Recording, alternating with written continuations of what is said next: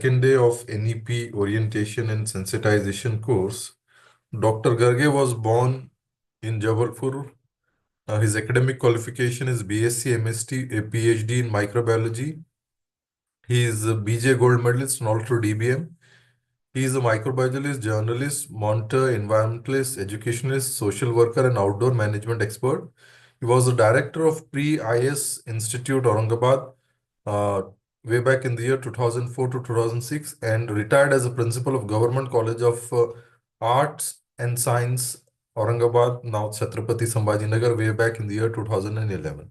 Now director of Cosmos, Outward Bound Pioneers, Chhatrapati Sambhajinagar.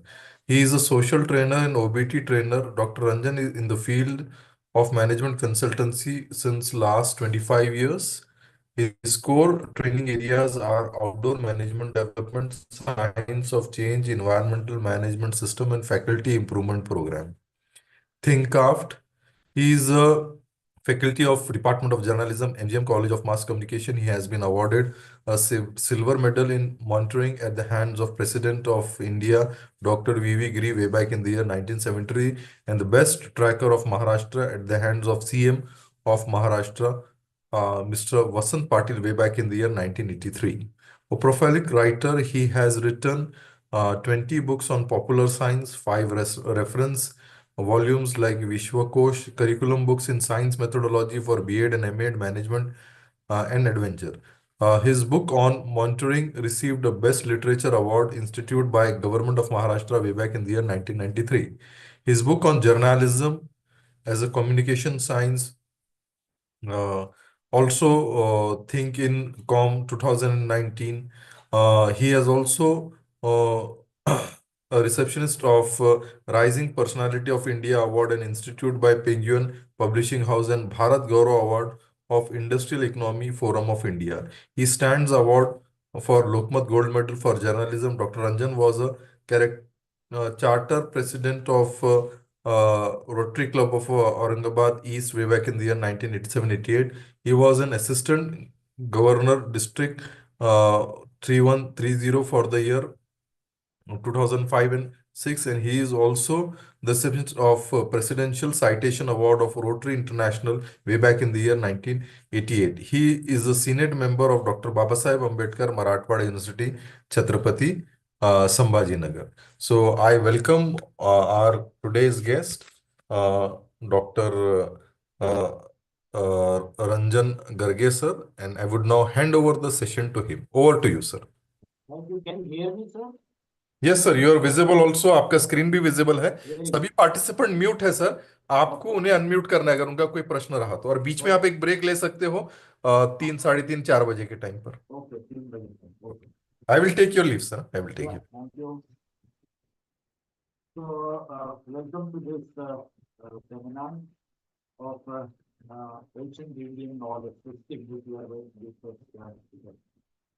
Now, basically, this Indian knowledge system is a very vast subject, and I'm going to focus upon the Indian, basically ancient Indian science.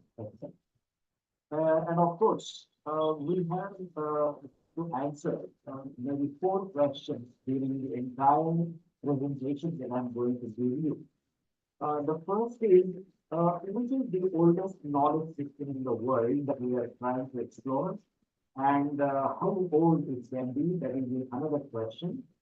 The second is, who are the pioneers, basically, doing all these kind of interesting pioneering things. Third is, what are the different disciplines in the natural science which speaks about? And fourth is, how was the knowledge system institutionalized? The institutionalization of the knowledge system is a very important, I think, landmark in any knowledge system, because the knowledge is to be made free for the public, and that is available only through the institutionalization of that particular system. Did we really do it, and how did we do it? So all these kinds of questions, we are trying to definitely answer them one life. See, we have many things about which we are proud of. And we always say, in the school itself, we say that Bharat Mother Desh Hai, and I'm proud of my country. So what exactly you are proud of? That is basically a question. And to make one understand, every student in the school, right from college to university, to understand what exactly your culture and why we really proud of that. The first important thing is maybe say Indian music culture we talk about. And we know that the Sama way is totally devoted for music. Then Bharathamuni is defining of the musical culture in India. Secondly, we talk about our dance culture. We have a very rich dance culture. So we have Kathak, we have Bharatanatyam, and all that tradition we have. Then we come to drama. So Indians also had a long history of the drama culture. Basically, to look together, we get a lot of references where we talk about the drama. Bhasa was the rishi who actually incorporated the culture of drama in Indian culture. Kalidas, a great dramatist, as we know. Then we come to the, Dharma culture. Dharma culture is a very ancient culture that we call it Sanatan culture. See, it should not be misinterpreted basically because the meaning of Sanatan is Shastra, means sustainable. And basically in 21st century, we are not talking about sustainable development and all these things. So it is nothing but this dharma also talks about sustainability. Since long means 5,000 years before Christ and talking. And what are the major factors in this particular Sanatan Dharma? Maybe Shama. Secondly, Samartha, then Satya, then the Shanti, Ahimsa. These are the basic features of this particular Dharma, especially the Indian Dharma culture. And next comes the Indian cinema culture. That the Farke Saab, Dhanasar Farke, he is the pioneer of different cinema in India. And that becomes the Indian cinema culture. Then we come to Indian rituals and tradition. Yeah, this is very important because it is also said that Indians are very ritualistic people. And these rituals and the traditions, they come basically from Vedas and Upanishads. I'm going to explain you what exactly this Veda culture is. What is the meaning of Veda basically and how it got infected in the Indian culture brings the different aspects. When you come to the Indian economy, and the Indian economics basically is very important when very high Chanakya and Kautilya, they are supposed to be the masters of the Indian economic system. Then we come to Indian social system. See, our entire Indian social system goes back, the roots go back to Ramayana and Mahabharata. These are the best ethics of India. And if we see the characterization in these ethics has been so many ethics that it talks about the different kinds of behavioral patterns and all that in the human society. And therefore, Indian social system is also being coming from the two ethics.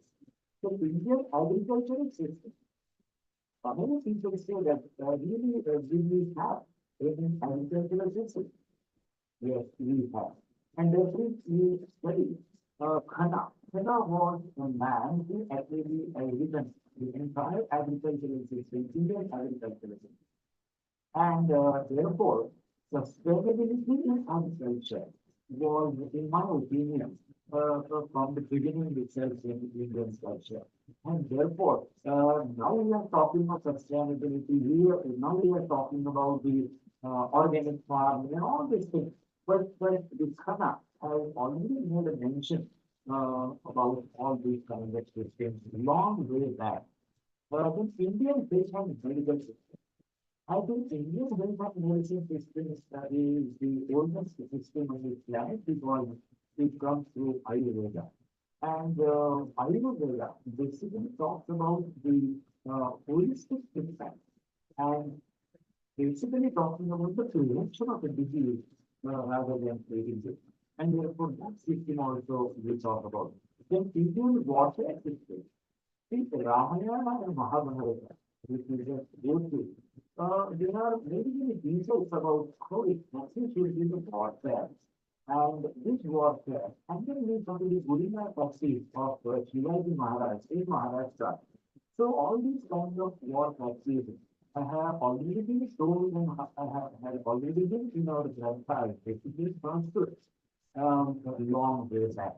And they have basically talked about every kind of equipment and the things that are used in this warfare system.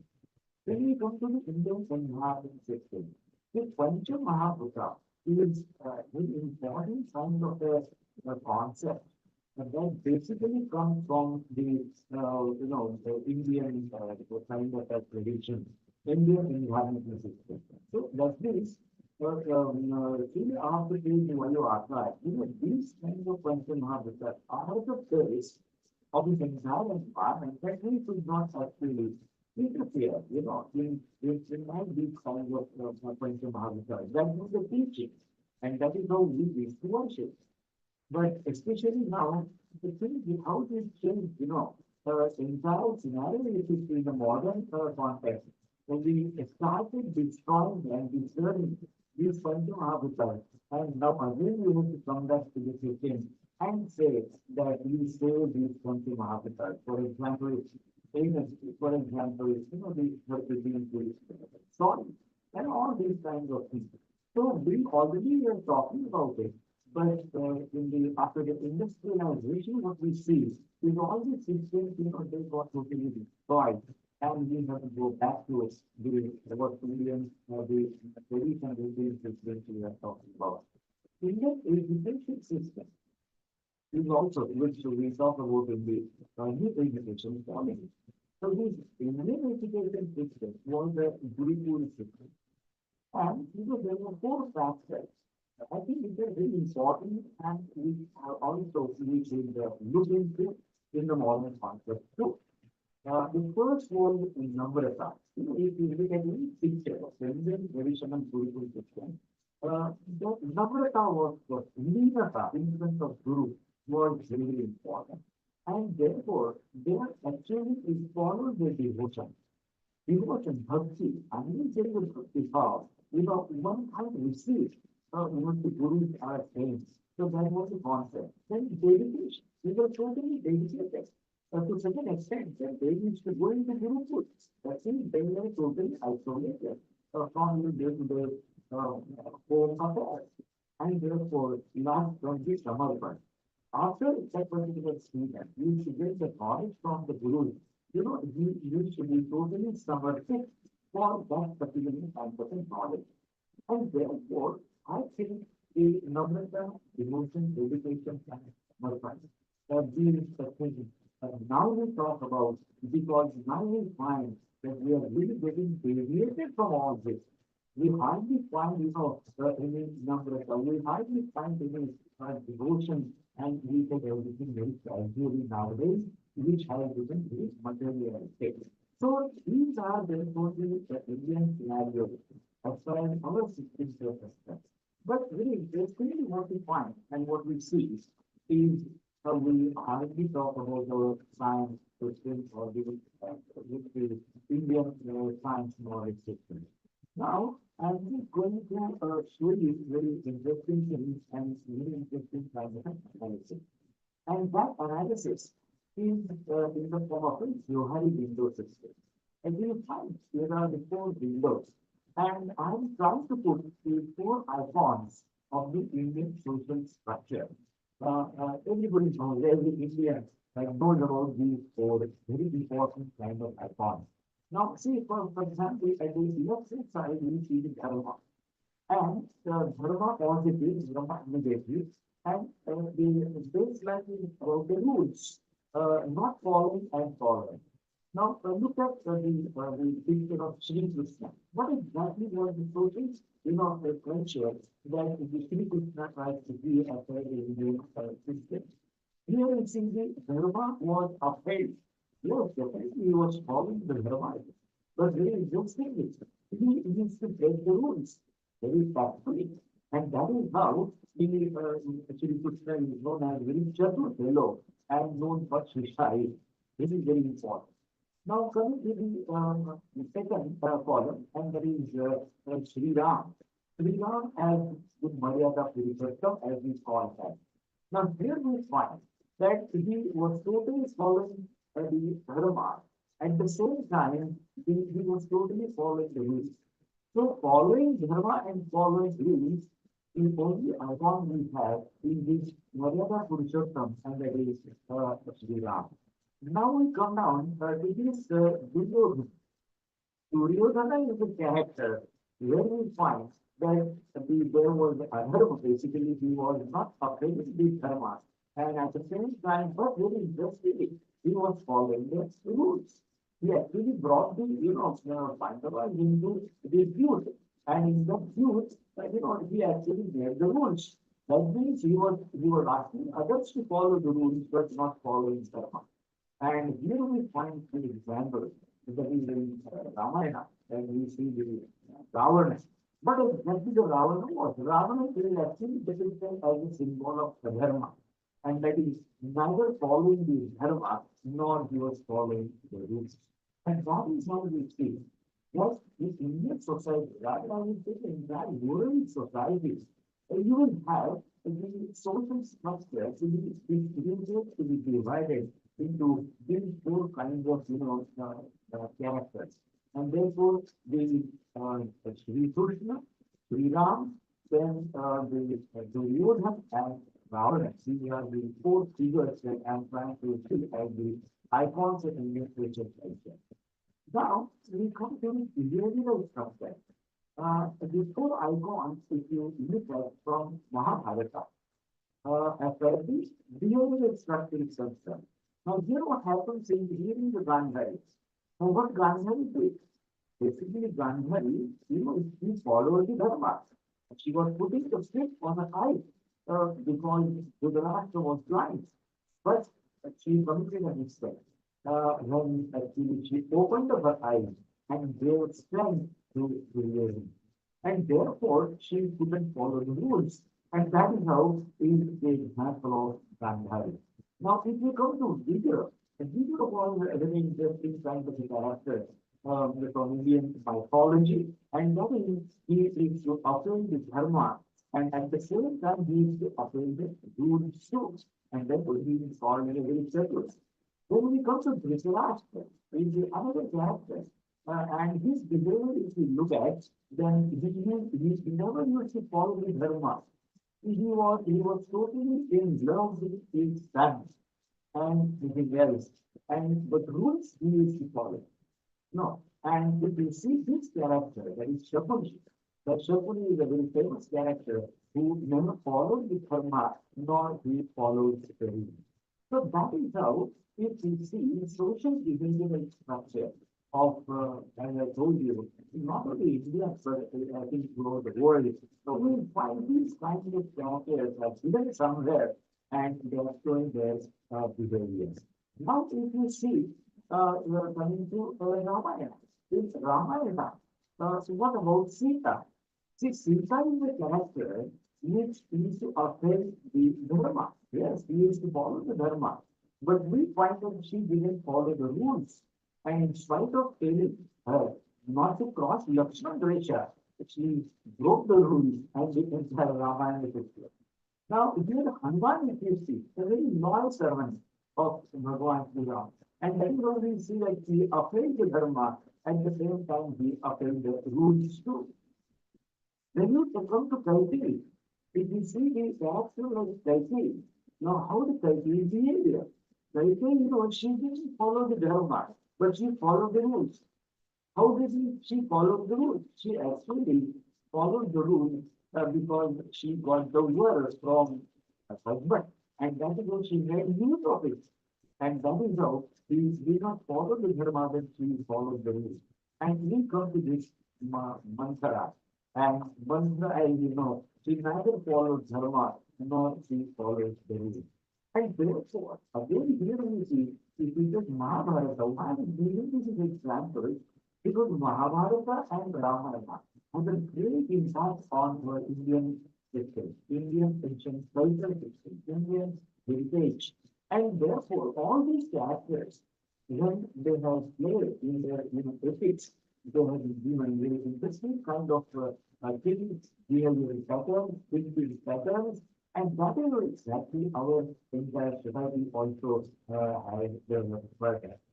Now, therefore, what I was trying to tell you is this is all about our ancient heritage, but we hardly talk about and we hardly know about the Indian science culture. Indian science culture was never brought out because we have always been told that the Indian science, there is nothing like Indian science, and in science, science has been brought from Western, world. This particular kind of concept I'm trying to, nullify by giving you a different example. And therefore, what we see is there was a time when basically the India was the only, peninsula, the part of the world where people were doing science and how they were doing science is very interesting to see. What was the golden period of the ancient Indian science? That is very interesting to know. See, so our system of doing science and the Western system of doing science is different. And basically, the difference is in spirituality. Our way of doing science goes to spirituality. And therefore, we find that our entire science had a coating of dharma, had a coating of spirituality. And therefore, it was very difficult, to extract, exactly this rishi, this Muni really wants to say. What exactly the law? What exactly scientific, rules that particular Muni wants to say? Was very difficult. And because of the way that it was interpreted and the way was to spirituality. Therefore, this entire illustration starts way back 5000 BC, before Christ, and to till 1200 AD. Means 1200 AD, after 1200 AD, what we find is the foreigners were came in India, and everybody knows now that how they started ISKCON, our temple architecture, our universities, and all that. And therefore, if you see, it is a Vedic period to Bhaskaracharya too. The Bhaskaracharya too was basically rather last Indian scientist, and later on, the entire doing science in India was slowed down because whatever we had was actually burnt off. The universities were destroyed, and therefore we were busy in actually sir sorry saving. Interrupt you sir Garge sir Yes, आपका yes. Presentation move नहीं हो रहा sir पहली slide दिख रही है sir अच्छा, हाँ यार आप एक बार स्टॉप कीजिए शेयरिंग हाँ, so I will share it again.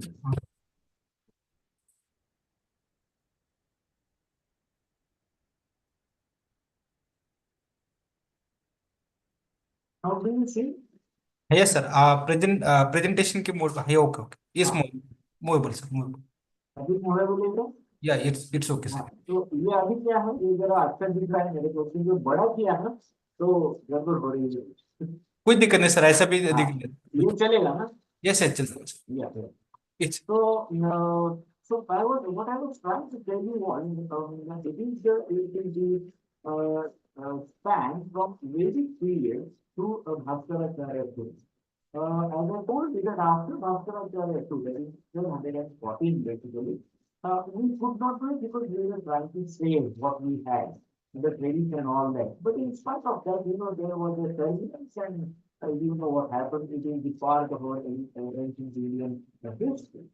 And therefore, again, this period actually starts from Surya Siddhanta, that is from Vedic periods to the Siddhanta Shiromani. That means Bhaskaracharya, you know, a Grantha, known as Siddhanta Shiromani and Lilavati. There were these, you know, these things, writings of Bhaskaracharya too.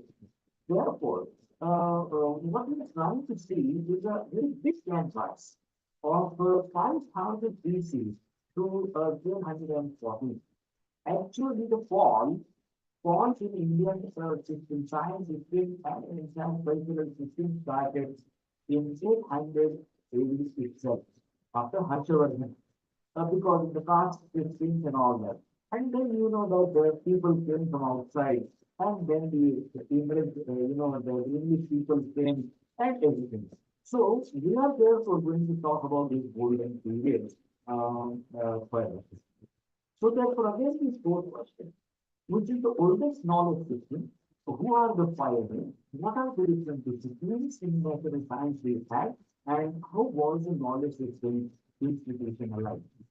Now, look at this picture. This was a very typical kind of a system, another system. These were the cities, small villages that we used to have in those days. It is supposed to be the oldest education system in the world and as old as 5000 BC. The early universities like Nalanda and Takshashila could be taken as the first steps in the world towards institutionalization of teaching and acquiring knowledge. So let me compare it. You know, actually speaking, in the Western region or the Western scientific development, what we see is basically, you know, in the days of Aristotle and all these people, they started giving knowledge to the, you know, general man, and they started institutionalizing the science for the public. Otherwise, that science was really, you know, restricted to the laboratories and to the rooms only. So, Michael Faraday is supposed to be the first Western, you know, who started the evening classes for the public, explaining them about the modern science. But I think we started this system long back, and we had this system long back since maybe from this very period. And therefore, mathematics, medicine, astronomy, agriculture, chemistry, aviation, yoga, architecture, there are a number of disciplines, you know, we teach in these schools. See, Veda basically we should start here. Veda is the repository of knowledge. Many people question me that why do you go back to Vedas when we talk of the new education policy? So why we should go back to Vedas?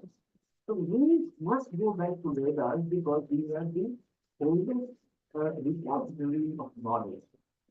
Veda means knowledge. The word Veda means knowledge. And the word derives from the word vid. Vid means to know. I think throughout the world, everybody has a desire to know something which he doesn't know. And therefore, this vid means this Vidwan word has come from this vid. And therefore, we call somebody as Vidwan when he knows better, when he knows more as compared to very common people. And therefore, the Veda culture, basically, we see that there are lots many hidden things in these Vedas. But again, I told you that because the Veda was being going through spiritualism, there were, the Mokit Parampara, the first important one, and the second important point was it was all, arranged into Padyas, it was not Padyas. It was a specific Chanda. And therefore, this particular Chandra and Padya is to be, unknown. And unwinding this and understanding the meaning was a very difficult task. And therefore, this entire knowledge remains here. People ask me that what exactly was the system of knowledge and teaching system in Vedic literature? See, in Vedic literature, they were supposed to learn these 14 books. What are these 14 books? There were initially 4 Vedas. As you all know, Rigved, Yajurved, Samaved, and Atharvaved. Then there were basically 6 Vedangas. The 6 Vedangas are very interesting. The first is Shiksha. Shiksha means what? See how interesting it is. The one who takes an education should have the best, politics. Which Uchar signifies. He should spell out in a right way, and therefore the Shiksha. Then the second is the Vyakarana, grammar. Grammar is the science of language. Actually, therefore, they used to focus upon this Vyakarana. Then Chanda. The Chanda means, as I told you, it was to be in a Padya. So when you put it into Padya, there has to be some Chanda. And in that Chanda, you have to actually recite it. And therefore, the Chandas were also being taught there. Then we come to the knowledge, that is the origin of words. That is etymology. Etymology. From where the word comes. And that particular knowledge, that is Niruktam, that is Nirukta, is a very important part of their education. Then we come to the astronomy, that is Jyotirvijnana. Astronomy, I think we are far ahead of astronomy. And then we come to the Kalpam. The Kalpam, I will tell you what this Kalpam is. And they are related to our Pancha Jnanendriya. The Shiksha is related to nose, the grammar related to mouth. Then we see here the chanda related to the feet, because people used to dance on those chandas. Then the niruktas related to ears. Then jyoti means astronomy related to eyes, because it was an observation in the sky and cosmos. And the last is with the hands. Then we used to have 4 Vedas. Vedas, very important. And Ayurveda is one of the Upavedas. Now, then we see the Brahma is the other one. Then we see here the Gandharva Veda and the Atharva Veda. That means these Vedas were also told. So these 4 plus 6 plus 4, that is how these books, and it was basically, I would say, it was kind of a syllabus that in those days they used to teach. And therefore, Vedic culture, when we talk, this is a scenario that one can imagine. And therefore, our institutions were like this. You used to give the knowledge in a free environment, and these gurukuls were our institutions, and that is how the Indian knowledge system is the oldest knowledge system where institutionalization for teaching was taken into consideration for acquiring knowledge. And therefore, what I mean is going to schools and taking our syllabus and going to the knowledge system as we see today, or as we see in the Western style, actually has come very late, as I told you.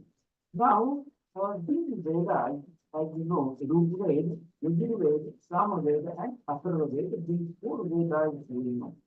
And what exactly is therefore hidden in these Vedas? Rigved, as I see, Rigved has many scientific, siddhantas which are being there. And therefore, Rigved is that's number 1 as far as the rituals and the scientific principles are concerned. Then there is Yajurveda. Samaveda basically is devoted for the music and Atharvaveda. Of course, we don't have time to elaborate all these kinds of things. But each Veda, when you say Atharvaveda, then it needs to have 4 parts. The first is Samhita, that means the scripture of that particular Veda. Second is Aranyaka, third was the Brahmana, and fourth was Upanishad. And like that, the Rachana, if you see, is Vedoti, there is Prakarti, the 6 was rotated. Vedangas, abhi humne dekha, the Shiksha, Vyakaran, Chanda, Nrutya, Jyotish, and Kalpa. These were the Vedangas. Now, what is this Kalpa? Kalpa is the Sutra text. And the Sutra were, again, there are 4 sutras. For example, first was the Guru Sutra. What are the Vedic duties? Daily duties performed by householders. That was depicted there. Then there was Dharma Sutra, that is ethical and moral code. I think ethical and moral codes are very important, and India is far ahead of it. I think we were the ones who have actually institutionalized these ethics and morals for any man to live and survive. Then we come to the Sutra, that is rituals and Vedic sacrifices, and Shunipa Sutra. Shunipa Sutra is totally dedicated to algebra and mathematics and trigonometry. That is algebra, calculus basic and basic different calculations. So, these are the 12 and therefore, what I want to tell you is, see, there was not any book meant for mathematics, or maybe meant for biology, meant for astronomy, or I would say a book as such. And therefore, what we are trying, what the non-existing, people are trying, they are trying to extract all these things and trying to put them together. Entire astronomy one side, entire physics other side, chemistry third side, and that is how the big job that the people now, scientists have to do today. Atharva Veda is the youngest Veda out of these four Vedas. In our Vedic system, you may ask me who were the founder teachers. And I must tell you that the Atreya, who was a teacher, was the founder teacher of School of Internal Medicine. Now, we're basically talking about the health system, because there are some of systems that way. About what system if we talk about, then Australia was for the internal medicine. The Bhagwantar was from School of Surgery, and the Kashyapa was the head of the School of Gynecology and Pediatrics. So this is very important that they already have segregated these kind of answers in those days, and they were experts doing these things. Afraid, you have to again give the legacy to somebody else, and therefore you see the Charaka. Charaka came as a Shishya of Atreya. And the meaning of Charaka itself is the one who has traveled widely. This is the first century BC. Then Dhanvantari, the Shishya of Dhanvantari was Sushruta. And this Sushruta actually comes from the 6th century BC. And the meaning of Sushruta is the one who has heard well. And the third is Kashyapa. And Kashyapa's Shishya was Vagbhata. And the Vagbhata means the one who learns, very well.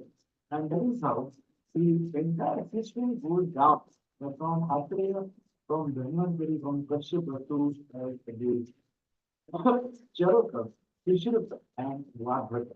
And that is how entire history goes ahead. Now, in the early universities, we had more than 50 universities in the early, where the education was given. That is, the institutionalization was held there. The first was Takshashila. Takshashila is as old as 600 BC to 500 BC. Then comes the Nalanda University, 425 AD to 1205 AD. Then we come to the Vikramashila University, 800 AD to 1203 AD. Then we come to the Vallabhi University, 600 AD to 1200 AD. Then we come to the Kodakbala University, that is 1000, that means 1084 AD to 1200 AD. And the Nagarjuna Vidyapith was there, which was in 600 AD. Now, look at this particular timeline. What we see is these universities, they ended up in the in 1200, 1207, 1207, 12. And therefore, what I'm trying to tell you is this was the golden period till 1200. And then the universities were destroyed. And most of the literature, most of the knowledge that we had was totally either burned off or it was torn off, thrown away, and somehow whatever remained, it remained. And that is how we have really long, what is the tradition of this having university. See, these are a number of subjects which were taught in this particular university. Astronomy, aeronautics, mathematics, medicine, agriculture, cosmetics, then architecture, physics, chemistry, arithmetic, Ayurveda, irrigation, yoga, warfare, engineering, metallurgy, all these things. And therefore, but the point, as I told you, it was not segregated properly. It was, it needs to be really shunned in Padya, and therefore it's in incident. So people always ask me, what was the research methodology that we had in Indian system? Most of them will say that we never had any research system. But let me tell you, looking at the research that our ancestors have done, definitely there was a system. And therefore, Indian philosophers, we always call them as Indian philosophers. Then in Western science, they started calling them as naturalists. And then in the modern science, we started calling them as scientists. And then it actually went on. And therefore, research methodologies were there in scientific beginning. And therefore, the first method was, the scientific method, that is theoretical method. Theoretical method means based on observations and mathematics. Most of the things were based on observations, and therefore the entire astronomy, the entire thing, the solar eclipse, lunar eclipse, and all these kinds of things were actually observed. There was no, no telescope or something like that. And therefore, the observation was very strong, and then they used to put them into mathematical calculation. Then we come to the second type of research methodology, and that is experimental. Yeah, there was an experimental methodology too, and their laboratory. I'm going to show you what kind of laboratory they had. And they had instruments too. They had equipment too. And therefore, that we must try to understand that there were experiments which our ancestors they performed. And the third is, descriptive, that is survey, Varnatmak distributed there. So we have made lot many surveys. Nagarjuna had made surveys, not many, references immediately, all these kinds of books. So, Sanshodhan Pranam, we had research methodology. What and why to be proud to be an Indian? We should be proud because of our Takshashila University, because over 10,500 students were actually taking education in more than 50 subjects. And on the campus, the boys and girls were actually there. And they were coming far from Babylonia, Greece, Syria, Arabia, China. This is actually we can find out from the references.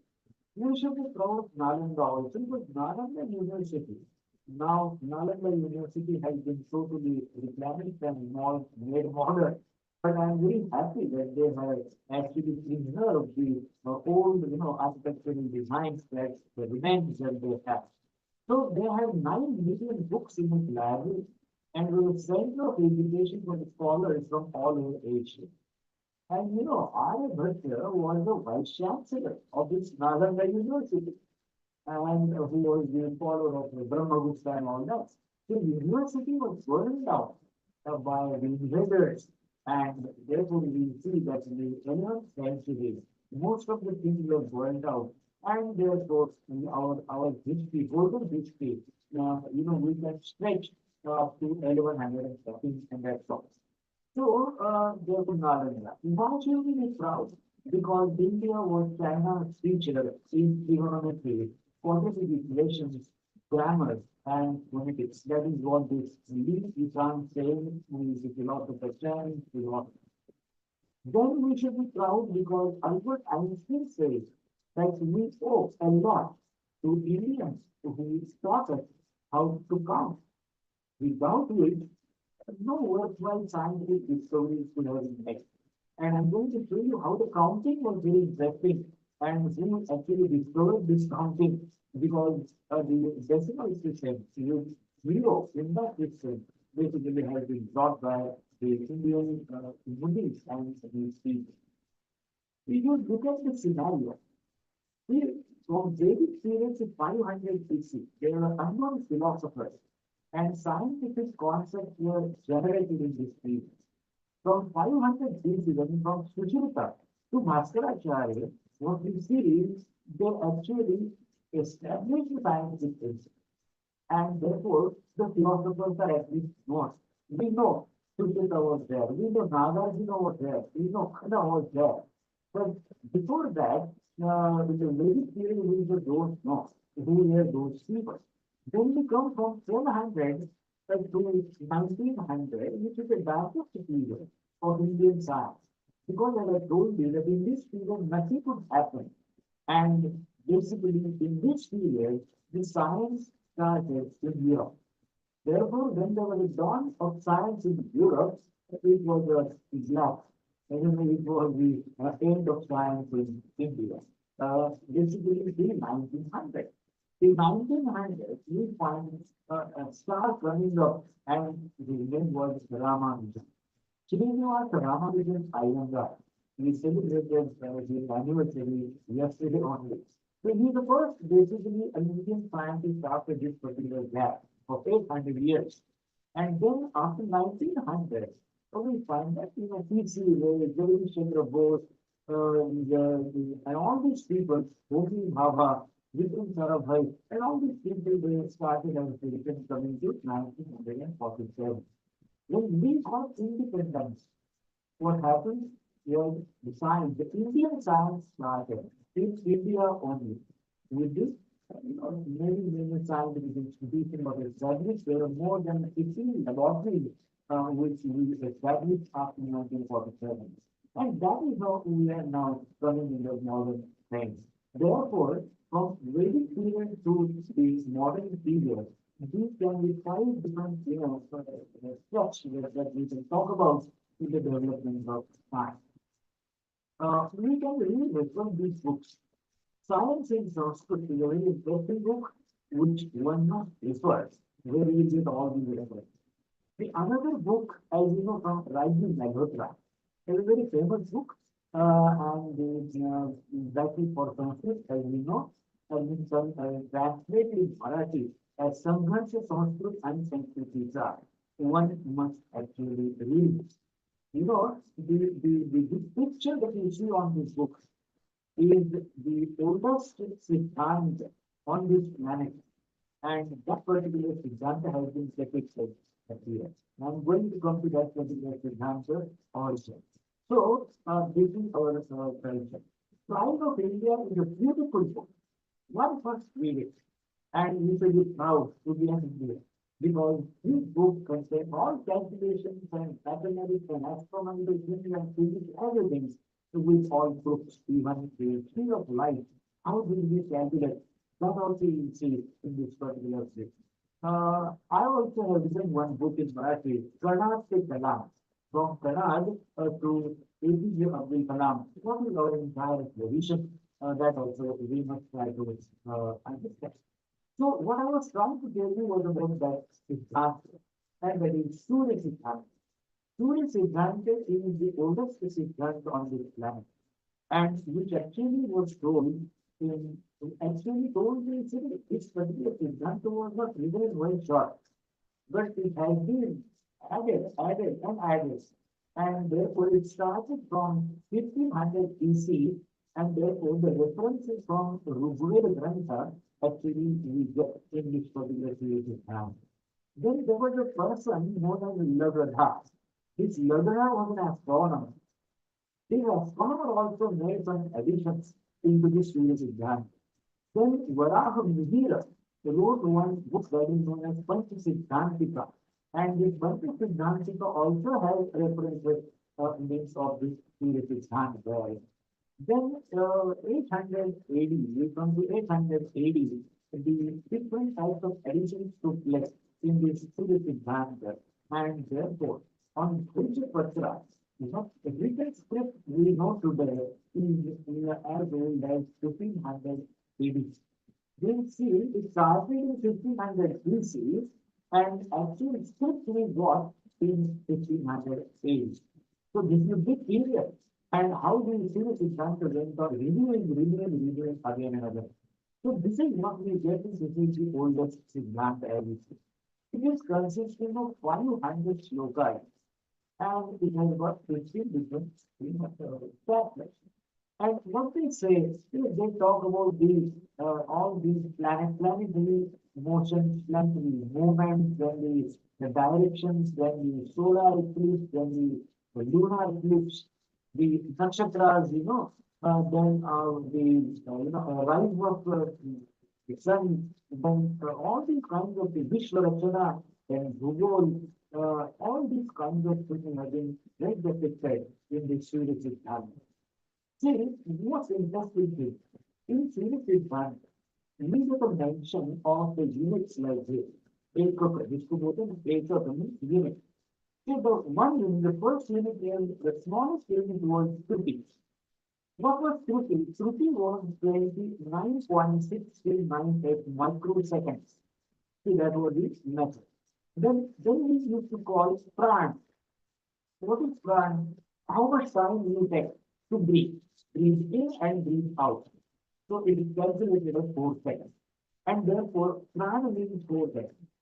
Then for 1 means 6 prana means 24 seconds in modern one. Ghatika means 60 hours means 24 minutes. And Nakshatra Ahoratra means 60 Ghatika, which means 24 hours, that is one period of the earth is completed. So that is how you get the reference.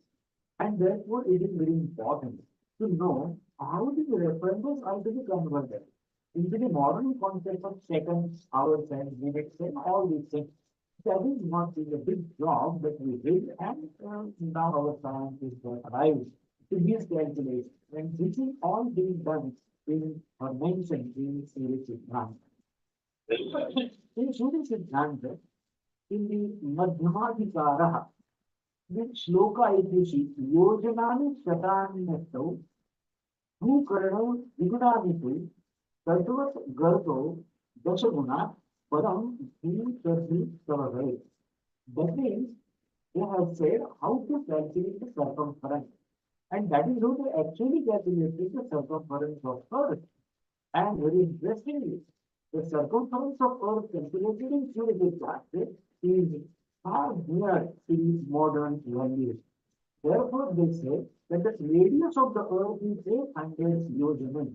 Yojana was units and not miles and kilometers. And the circumference of the Earth is a result of multiplication of its radius with 2. When you multiply radius with 2, it becomes a diameter. And then take and multiply it with the square root of 1024,056, which below. And what you guessed is the circumference of Earth. You know the circumference of Earth, there is a formula written 2 pi r. That means slice the radius into pi. But that time, pi was not known. It was discovered basically by Aryabhatta later on, right? They fixed a particular figure, and that is what I am trying to tell you, 1024,056. Take a square root of this and multiply it to the diameter. And therefore, what you see is, see carefully the values. 24854.84768 miles is the circumference of the Earth according to Surya answer, and 24901 miles according to modern values. So it's very little different. We have calculated the circumference of Earth that we should be proud of. Friends, this is not easy. Standing on the Earth and calculating the circumference of Earth was not a very easy thing. Therefore, observation throughout the years and the gati of Surya, gati, Chandra gati, all these things are very difficult to be observed, and they have contributed significance. And therefore, the text which we go through in Markandeya and Srivastava, there, that is known as the Vijnana Bhashya. They wrote the script known as Vijnana Bhashya. In that, they said that Earth is of a spherical shape. You know that the it actually was proved by the Westerners later on, then it treats Earth as the stationary globe around which Sun orbits. It was a wrong observation, but it actually sustains long time for a long time. Till the Aristotle and Galileo, and therefore Earth needs to be treated as the center of the universe. But now we know it is solar center universe. To mention that there is no mention of Uranus, Neptune, and Ceres. That we are not these three planets. The year, they used to say that the year is 365.2421756 days. And now the modern value is 365.24219. See how accurate it is. The accuracy of calculating the day. And therefore the difference was only 1.2 seconds shorter than modern value. So this was the accuracy with which the ancient Indians, they calculated all these kinds of astronomical things. To calculate the Earth's diameter to be 800 miles, where the modern value is 7 times to 8 miles. Then the diameter of Moon also was calculated. Diameter of Saturn was also calculated. Mercury was also calculated. So this is what we will see. Now, Sri's diameter, and just now I told you that the distance between Earth and Moon was also calculated. According to the Sri's diameter, the distance was 2,63,000 miles. And according to modern values, 2,62,710. Again, 3 years. The distances were also very accurately calculated in those days. Very interesting is that very hardly people knew in those days how the planets revolve. Now, people thought that the planets are revolving in a circular manner. But as we know that they do not revolve in circular manner, but they revolve in an Andakriti, isn't it? And therefore, their motions, if their motions are to be calculated, how are you going to draw that particular figure? And therefore, they found the formula, and that is Trinadi Chakram. If you have to calculate this particular Andakruti, circle, then you will have to have 3 nabis. See here, there is 1 nabi here, there is another one here, and there is third one here. And how to rotate it and to form this particular kind of a path. So path of the planet having for the first time told in Rigveda to the world. And that is how otherwise people never knew even that they are revolving. So this is how is the great contribution. Now there is a very interesting figure. Is 108. How does 108 came? The another Muni, he was a Yagni world here. I am talking of 1800 BC, a long back. So what we did, we found out the diameter of Moon, that is 2,160. Then we found the diameter of Sun, that is 8,54,000. Then we found the distance of Moon from the Earth, and here is the distance from Earth to Sun. Now, if you take the ratio of these two things, the ratio of diameter of Moon to the distance from Earth to Moon, this ratio is 108.33. And if you take the diameter of Sun versus the distance of Sun from Earth, their ratio also is 108.22. And therefore, this 108 became a very holy figure, in Indian astronomy. But we must understand the holiness. The holiness doesn't lie in the spirituality, but it lies in the science, except that we must understand. Therefore, that is how the calculations and the ratios and all these things were calculated in those days, and therefore we should be proud. Now, the most important thing about which we should be proud is Bodhayana Sutta. The other, the first is Surya Siddhanta, other is Bodhayana Sutra. Bodhayana Sutra is known as Shilpa Sutra. What is Shilpa? Shilpa is the square. Okay, do it, so we do it. और हमारे लोगों ने ऐसा कहा कि हमारे हाथ में एक डोरी दीजिए, तो हम सैकड़ों कैलकुलेशन इसमें ट्रिगोनोमेट्री में कर सकते हैं. And that is how the Shilpa Sutras came out. And there are different types of Shilpa Sutra. There are 8 different Shilpa Sutras. And it starts, the whole story starts in 800 BC. And it continues till 200 AD. There is the Upper Stambha Shilpa Sutra. There is a lot of Shilpa Sutras there. Shilpa Sutra means establishing a sutra with the help of a thread. And that is how the Pythagoras was established through Shilpa Sutras in the scripture.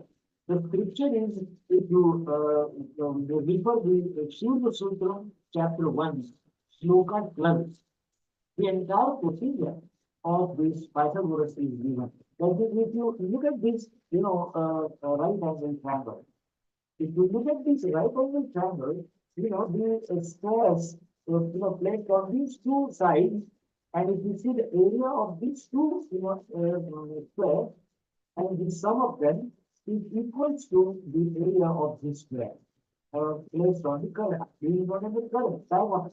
ये diagonal के ऊपर जो ये square दिख रहा है, इसका जो क्षेत्रफल है, ये इस पर्टिकुलर स्क्वायर का और इस पर्टिकुलर स्क्वायर के क्षेत्रफल के बेरीज के बराबर है.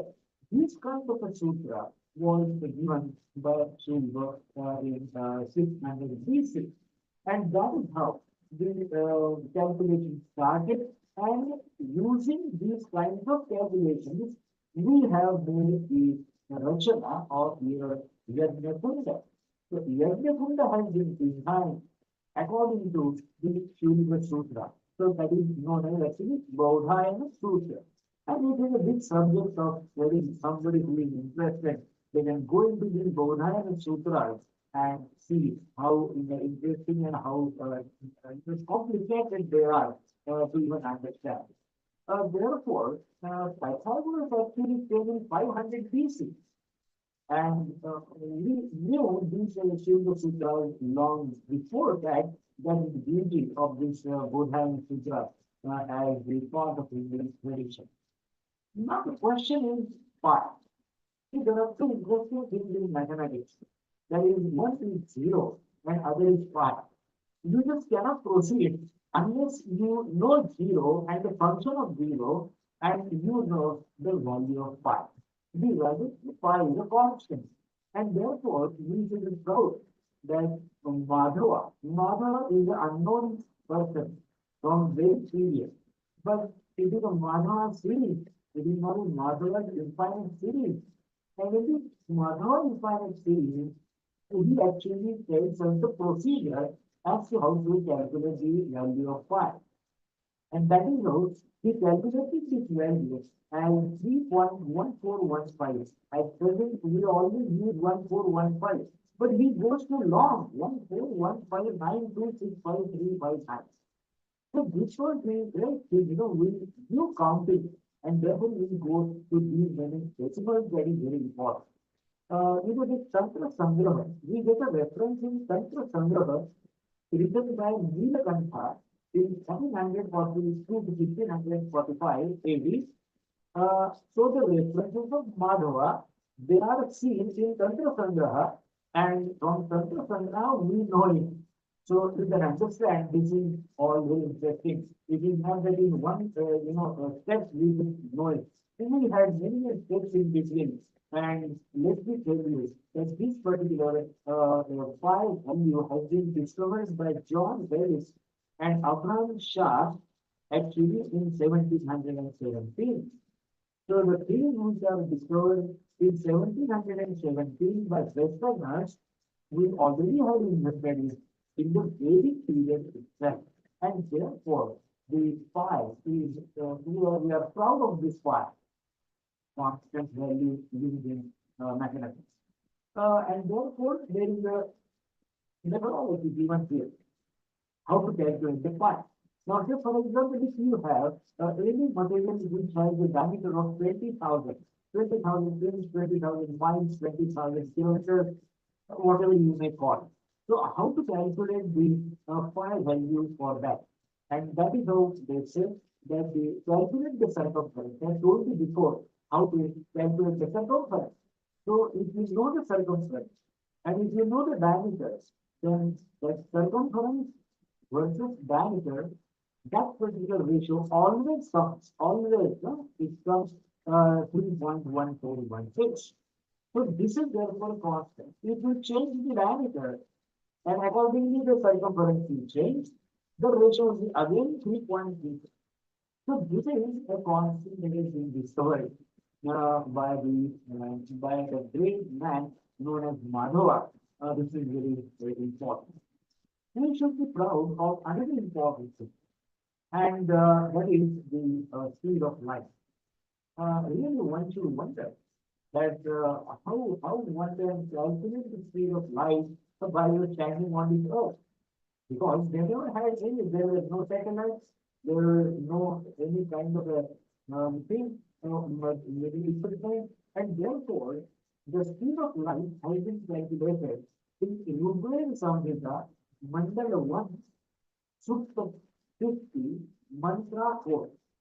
It goes back to 500, 5,000, maybe 6,000 BC. Not that, it goes to the Uruguay. So what is the commentary? The commentary has been done by this Sayam. That means something which is happening 5,000 years below BC. Now the commentary is being written in 1350.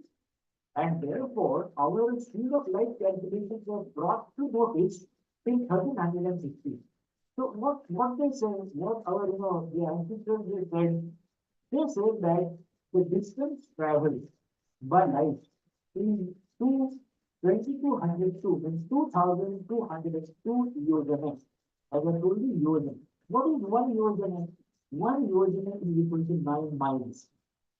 That means 110 yards.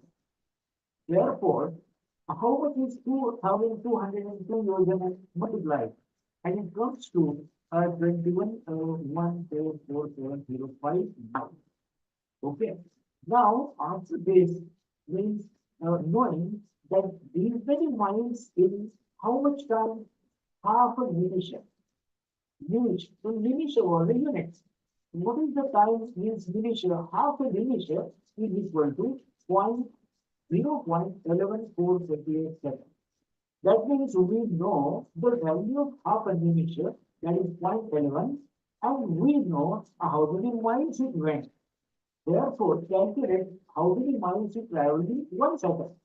And that is how we said that the speed of light travels 1,85,016.169 miles per second. And the modern calculation done by Richardson and Morley in 1887 is 1,86,282.397 miles per second. See the accuracy. So we are talking of the intergalactic distances. We are talking about the speed of light, and therefore we have a unit to calculate the speed, and that was known as yojana. And the seconds we are calculated in the or known in the units of division. So in fact, actually निमिषार we call it. ये property है ना हमारी, ये निमिष खुलती है, and that is actually Nimish. So all these things, these units were very well known, and we have calculated it. That is what we should be proud of. Then we actually have different kinds of scientists, like Sushruta, I would tell them. Charuk as an Ayurveda, Kanad as a man who tells the atomic theory. Aryabhatta, the astronomer. Varahamihira, an astronomer and astrologer. Then Brahmarupta, great algebra. Then Bhaskaracharya I, algebra of decimal systems. Bhaskaracharya 2, mathematics. Nagarjuna, chemistry, Patanjali, yoga. So these are all, the different areas where they mastered, all these kind of sciences. Now, what we see here is the Sushruta actually performing the rhinoplasty. Of course, typically the eye operation he performed. And we have lot many records in Sushil Samhita regarding how exactly he performed these kinds of gynecology. See, he was a father of surgery and medicine. He was trained at Dhanvantari in Varanasi. Varanasi is oldest city, and Varanasi has cultural heritage right from the Suchita Dhanvantari. What he did, he did the antiseptic surgery, he did the anesthesia, he did cesarean operations, he did kidney transplants, and he did cataract. He has devised more than 100 instruments to perform surgery. That is the beauty. And therefore, future the term with that. Then it was translated to the Arabic language known as Kitab Hind and Kitab Suchin Hind. So these are the two translations of Suchin Hamida that we see. These are the instruments. These instruments were actually known by the head of the animal. For example, this is the Simhayantra. Okay, this is the Marjara Yantra. The cat racing, that means. So these are different kinds of animals, and according to their names, the equipment were given, and that is how they were used in surgery. Now, this is another set of equipment. So these equipment are basically made after the beak of that particular kind of a bird. So the size of the beak, and accordingly this yantra has been made, and therefore all these yantras were used in different types of sensitive operations and activities. Then again you come to still smaller and still pointed kind of equipment. These equipments, again, the names are given here, and for their, the designs are also shown here. How they used to cut, how they used to do the, surgery, suturing, and everything. Now, for example, suturing, ताकि जो बोलते हैं ना हम वो जानने के लिए see these were the kinds of human leaders that they used to have. Sushruta Samhita, if you just go to Adhyaya 25, Shloka 23, 24, then you get all these kinds of references, the experience also, and this is the realities. The purpose of showing behind all this is, this is not just I'm talking in air. You are not talking about Indian traditions in air. हमारे पास ये था, हमारे पास वो था, नहीं, हमारे पास हमें बिल्कुल था ही, हमने वो किया है, ये हमको आज बड़े गर्व से दुनिया में जाके कहना है. And that is why the Indian knowledge system is very important to be taught to all these kinds of students. Now, look at this Indian lithography reference. This reference comes to Madras Garge of 1793. Now, read it very carefully. During one of the battles with the British, Tipu Sultan in 1793, the ruler of Srinagar had a punishment. Cut the nose off of four Indian soldiers. He said that you have to cut their nose. Kala Saji, Maratha, and three other soldiers who served in the British Army. The commanding officer of the British contingent in India chanced upon the Indian merchants who had been nose fixed after being cut as a punishment for adultery. एक adultery की punishment है, एक नाक कटा हुआ था, ये reference उसको एक कमांडिंग ऑफिसर को मिला. The commanding officer stressed the this weight-bearing doctor from Maratha, he used to say Maratha means Maharashtra, and had him fix the nose of his Indian soldier. He took the references of from Sushruta Samhita, and then he actually did the operation and got the nose of that Kawasaji fixed again.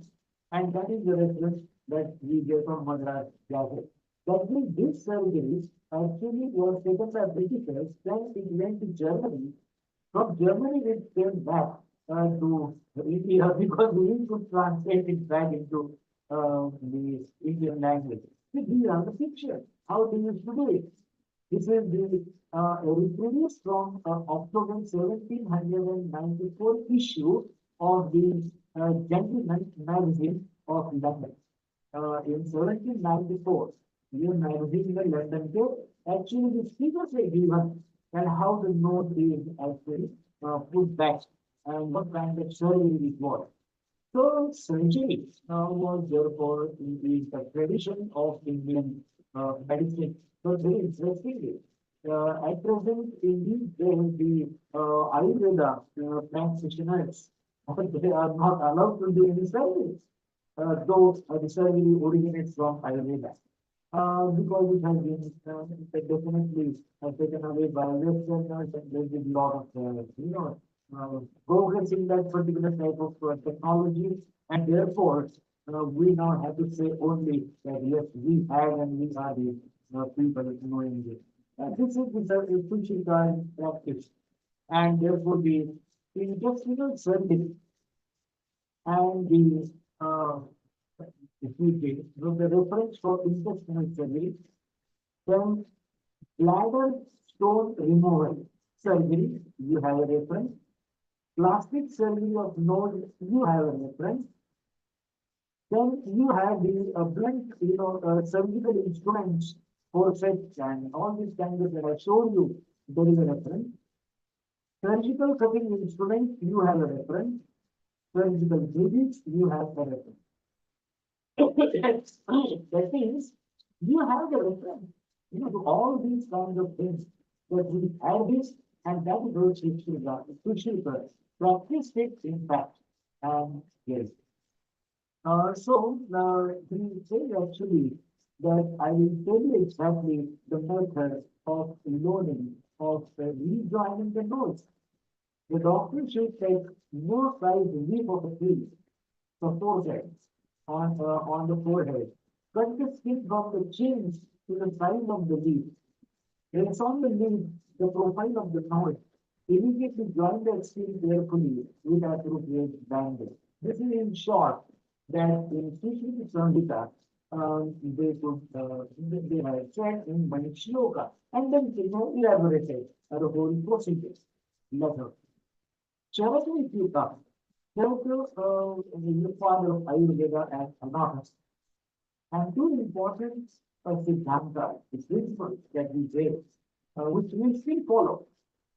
The first one was prevention is better than cure. Yes.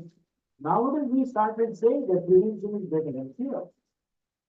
We always give doctors to get cured, but we don't know how to prevent it. And therefore, in Corona, we used to call them that prevention is better than cure. Better we prevent Corona than getting it affected. Therefore, this particular principle has been live in Ayurveda since beginning, and therefore they used to teach the patient holistically rather than with that particular disease. The second principle was called as a relationship. They always use Charaka was very meticulous. That unless he is to establish a relationship, he never used to prescribe any medicine. Because otherwise, the medicine goes somewhere else and it doesn't cure. So these were the two principles. He said there are 660 bones in the human body. And the genetic disorders are also there. There are references in Ayurveda that is due to the defective eggs and sperms. That means we can't say that there is no genetics, but there is some sperm and eggs which might be unite, and then the baby is born. So these are the references that we get. Then in Charan Samhita, actually microorganisms are ignored. And they have references that we get. We get a reference of krumi. Now, the krumi means a small animal. Microorganism means very small animal. I think it was beyond their reach because it requires a lens, it requires a microscope. Then heart. About the heart, there is to say that it is of one part. Of course, it was taught in allopathy also for many years. That heart is made up of one compartment. From one side the blood comes in, and from the other side the blood goes out. But as on today you know that the heart is made up of four compartments.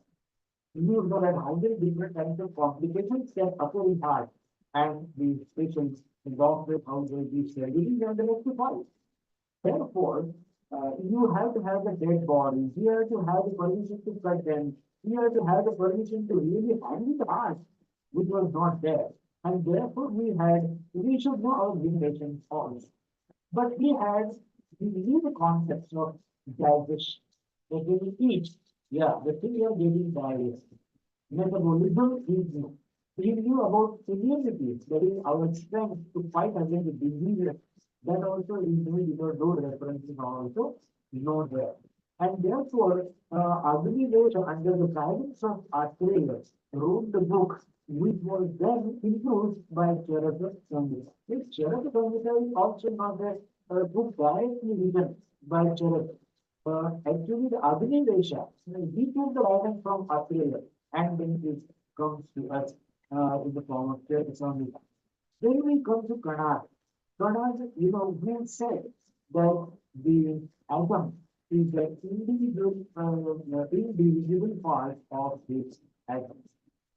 Means any material which you see, that particular material has the smallest particle that is atom. Now, in those days, the atomic theory was still this particular kind of understanding.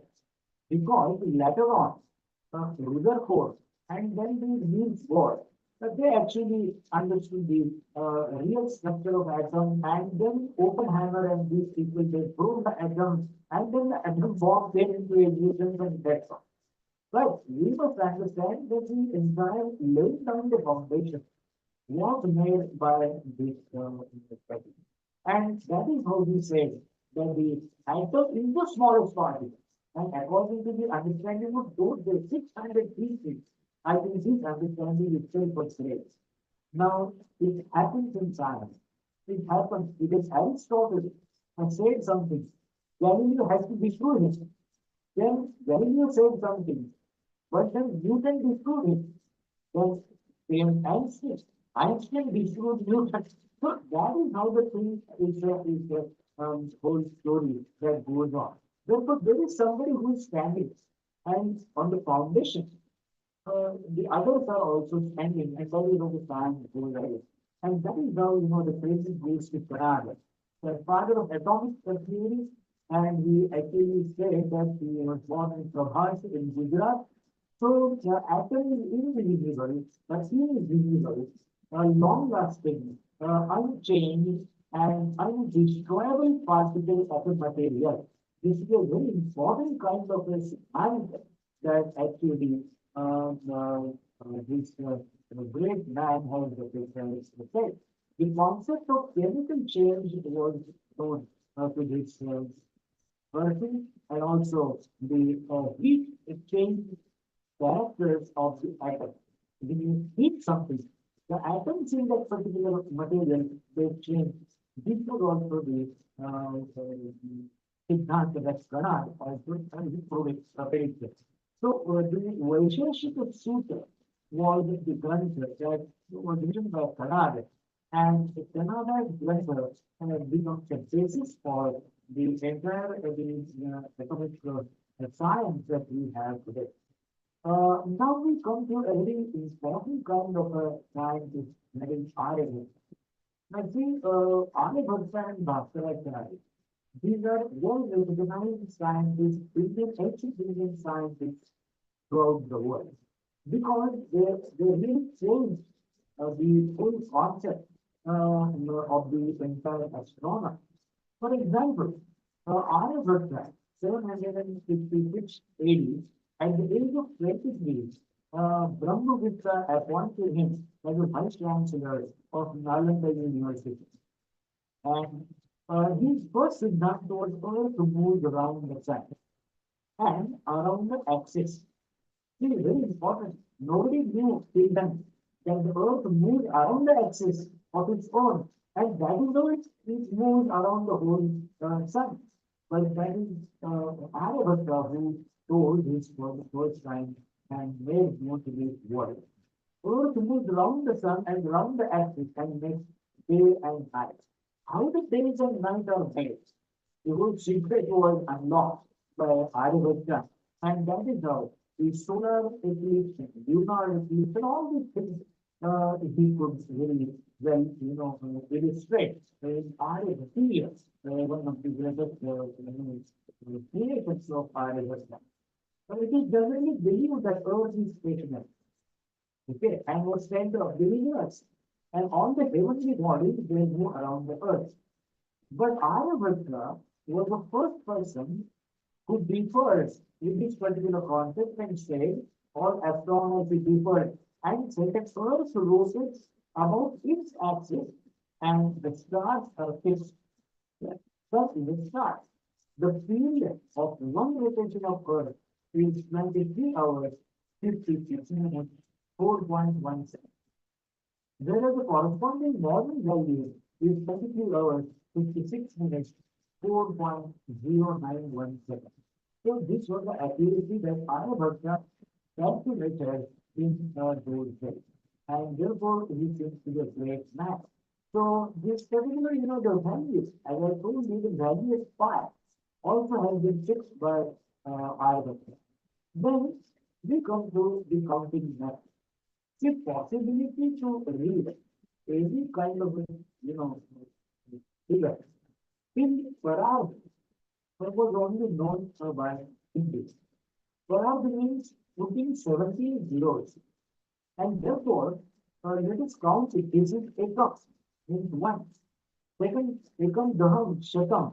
Sahas, dasasahas, lakshya, dashalakshya, koti, dashakoti, Agya, Kharava, Vikharava, Mahapadma, Sansi, Jaradi, Antya, Madhya, and Pararha.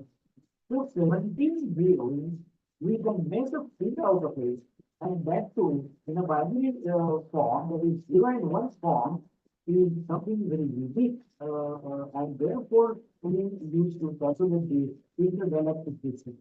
This is one Pararha. And therefore, the creation of Aryabhatta are the Aryabhatti Grantha and Aryabhatta Siddhanta. And therefore, that the first artificial satellite that was sent in the cosmos by Indians on 19th April 1975 was given the name Aryabhatta. I think everybody knows it, that Aryabhatta is a great, step towards the astronomy, towards the aeronautical engineering, aeronautics of India. Then we come to Varahamihira. Varahamihira is the father of Indian astronomy, and basically he was awarded the highest honor of Magadha Garge, and that is Varaha. Varaha was the honor that is very important. And he met Aryabhatta at Kusumpur near Patna, and he was his guru. So it is interesting, Guru Shishya Nata Sarinda. Vikramaditya invited him to his darbar as lover Navaratna. And therefore, I told it that this 587 and 600, 700 were a golden period of India as far as the science was concerned. Because of the Gupta family and all these Rajas or the Gupta family and all these people, they used to honor that kind of science which is in their darbar.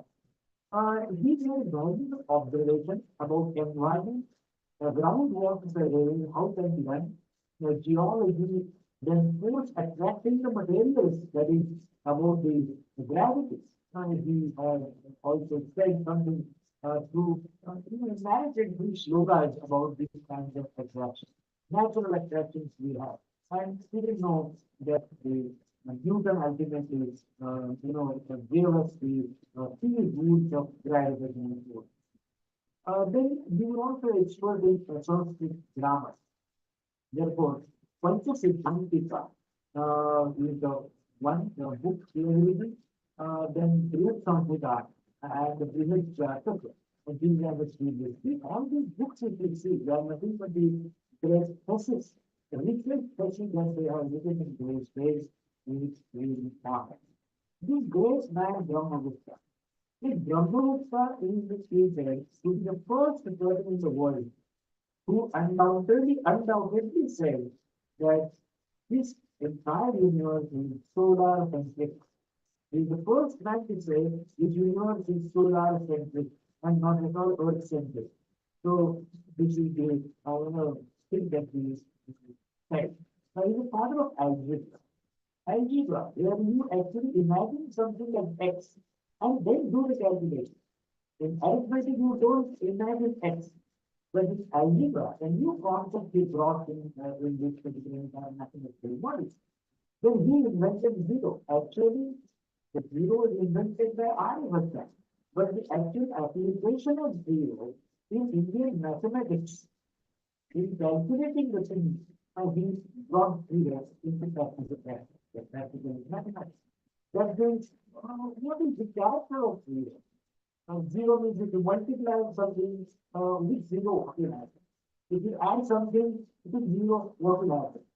If zero is divided by zero, what will happen? If zero divided by zero is another. So the another concept also has been derived, brought by the Brahmagupta. So he was the astrologer of the king Yad, and that is how he known as the father of algebra, especially the different kind of arithmetic algebra. Now, basically, if somebody is really interested, the Brahma Sutra Siddhanta is great Granth we wrote. And actually, in Brahma Sutra Siddhanta, he says that this universe is solar system. Karna Khandaka Adya was the unconsidered book he wrote, and he was a model. And the Ganapati Chakra Chiramani in 625. So this was a great award, maybe if you have to Nobel today. And that is how he was a great man. I'm trying to tell you, 598 AD. Brahmagupta's Lemna's degree indeterminate level. The Lemna's degree indeterminate equations are the great equations in the world of mathematics, which were discovered by the Westerners in 1768. You know that there was the satellite sent, and they said that the satellite can be that was sent for studying the especially solar system, that means to study the sun. So how much near that satellite should go? How much near to that sun the satellite should go? And that particular distance has been calculated by this Lagrange. This is a Lagrange. This Lagrange point, you know, Lagrange point. Lagrange point was decided by this Lagrange in 1765. But now I say that Brahmagupta actually had a mention about this particular point, to what point you can send our satellite, otherwise it will get burnt off. So this is where therefore the beauty lies. And the one who are interested in mathematics, they should really go into it. And Pride of India book, as I told you and showed you, that book depicts all these calculations and everything there. Then this Nagarjuna, one of the great famous, as I told you, I will build the laboratories of the equipment. These are the laboratories. Types of laboratories they use are very kind of such point, but then there's the laboratories. And he was the father of chemistry. Expert in metal purification, he knew alkali, he knew acids, purification of iron, purification of gold, copper, and we also knew how to dissolve the fluorides and metals using the herbal acid.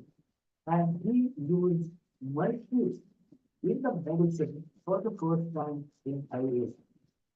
So he also know the glass crystals, natural colors, salts of different metals, ornaments, different glass layers.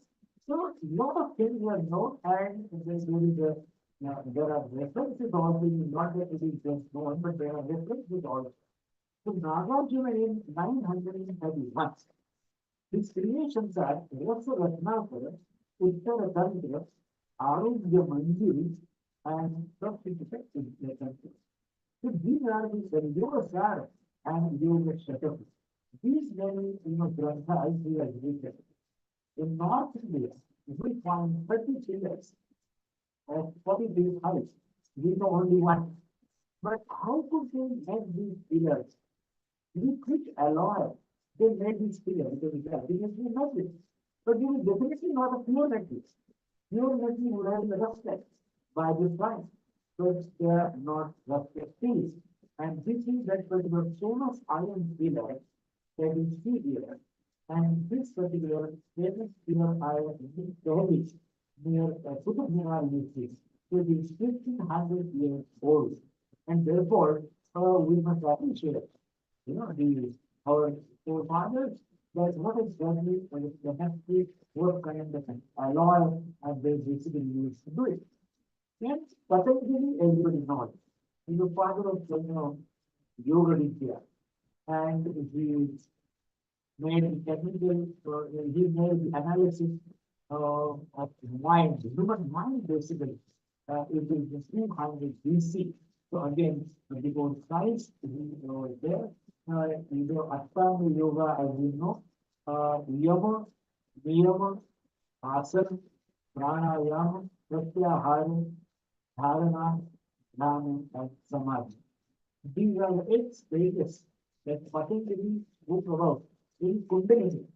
And he says that he attained Samadhi Avastha is very, very difficult. But I think we should start, or we should reach at least up to 5th stage, and there is pranayama, maybe dharana now. So these are the things which we get in Patanjali's creation. Then we go to a great man known as Bhaskaracharya, which we must know because Bhaskaracharya too is also an international scientist in ancient Indian science. He wrote, as I told you, 1140 was his period, and he supposedly born on 1140. So it's difficult to really play the birth dates and all that because nobody knows it. The Siddhanta Shiroman, the great creation of Bhaskaracharya, Leela was a great creation. We must have heard about it. 1952 and the current 55.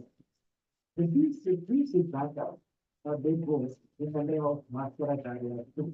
Born in Vijayapur district, basically you get the renounce of Bhaskaracharya's existence in Maharashtra, near Chalisgarh. There is a Patna Devi in a place because there is a actually stone sculpture written by their grandson, Bhaskaracharya's grandson, and it is lying in Patna Devi. And because of that structure, we could understand what the Bhaskaracharya's intelligence was. What was his brain? He was a great man looking to the again the story is very memorable. That particular, that ancient Indian structure, stone sculpture was basically taken, the prints were taken by a German fellow and he published it in Germany. Then it was translated into English and Mohan Apte from Mumbai. He actually translated it into Marathi. And that is how we know who was Bhaskara. So this is his basic. And he was a source of inspiration to Brahmagupta. He was father of arithmetic. The Chakrawal method of algebra is his device. Differential calculus is a very interesting kind of a methodology, mathematics. He actually discovered it. And therefore, after he says the same kind of indifferential calculus was rediscovered by Westerners 600 years after. With the induction, we were ahead 600 years more than that ahead of Western. And we have now gone back nearly 250 years back from Western. So this is how in the whole journey of our Indian science and research. Actually, Bharat was the person. He had the PC. You have made mention about the yantras. The yantras of yantras which used to fly. But really, this is a fly. That is very important. And therefore, they could not, or they really did not fly. This is what we know today. Uh, I will show you the reference of today means any reference I have. But in 800 BC, we actually never mention of it.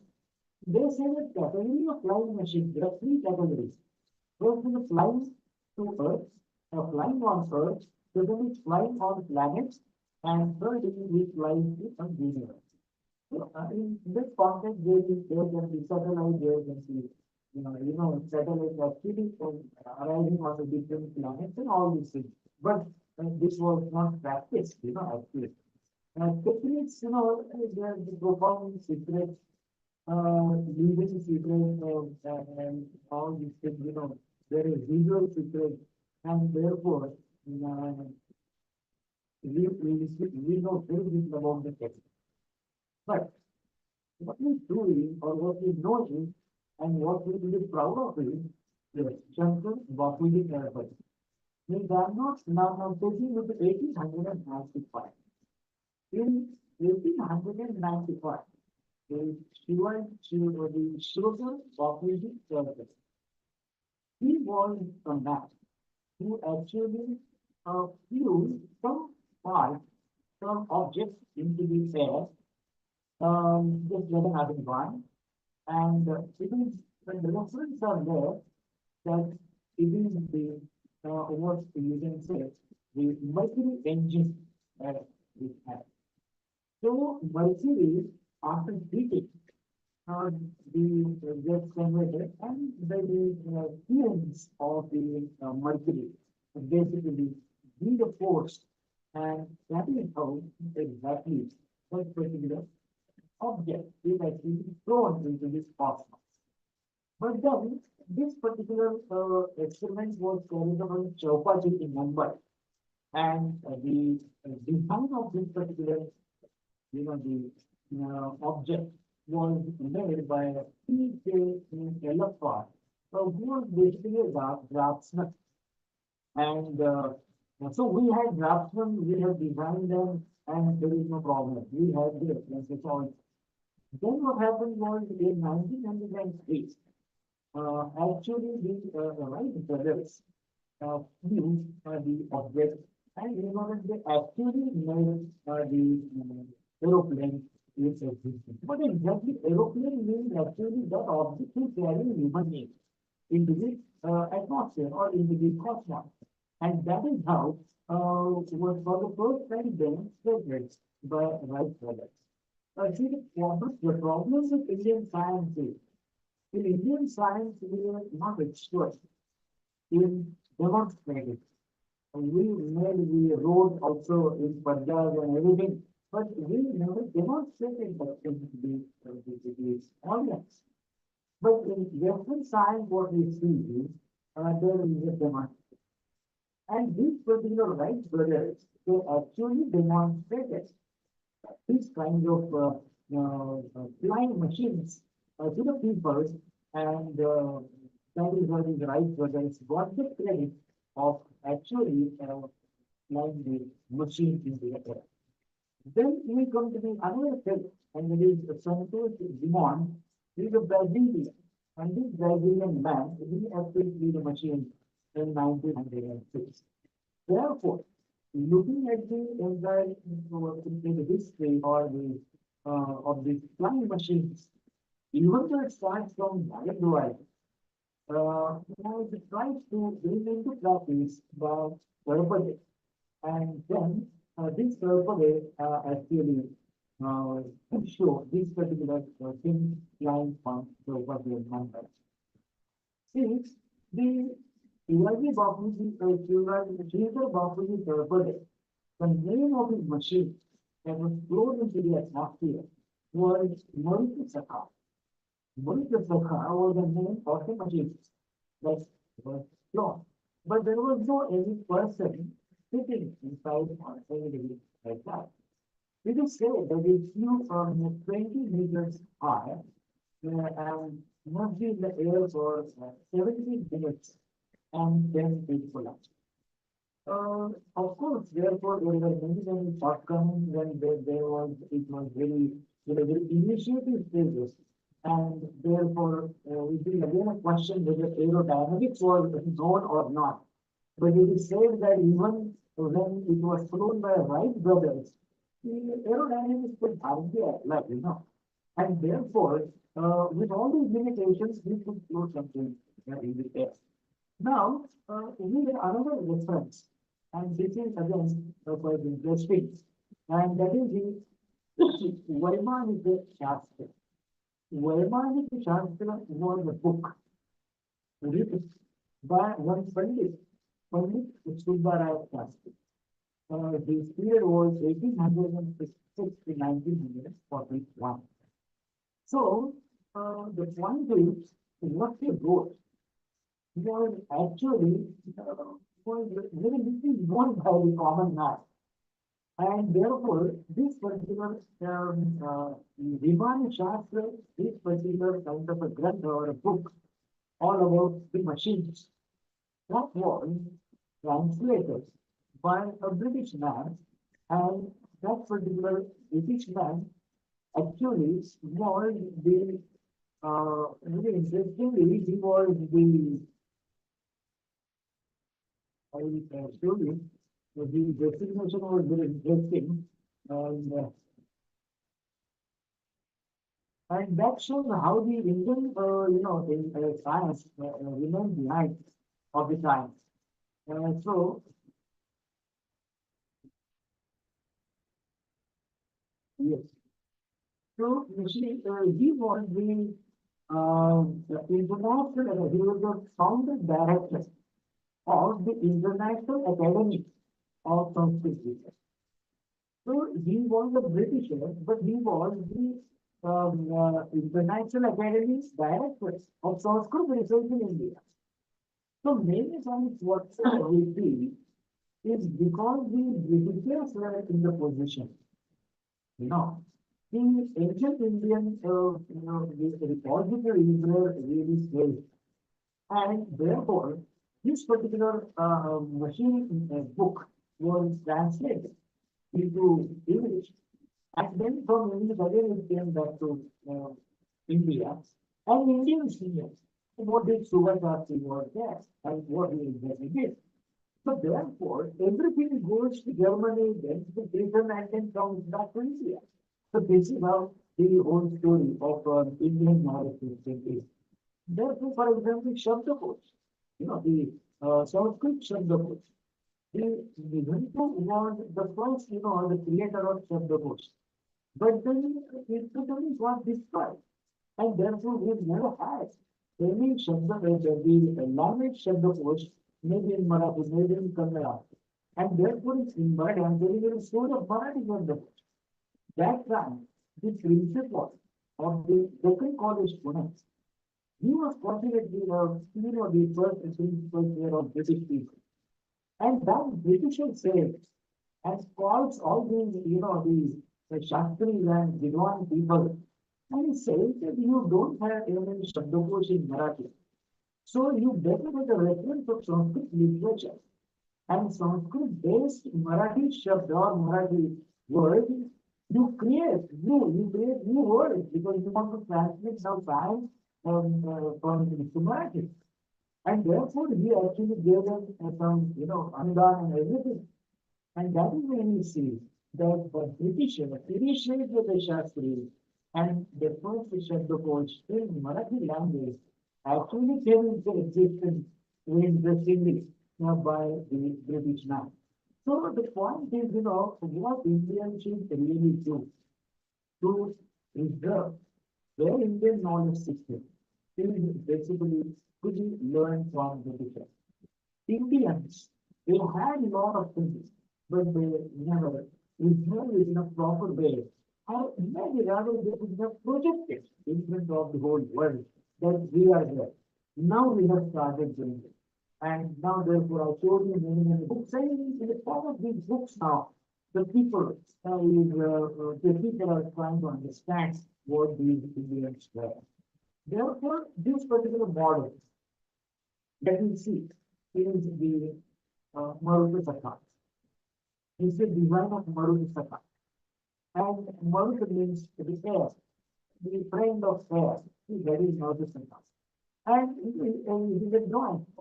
And this particular structure, when it was blown into the air, then the two important people were there to actually witness that.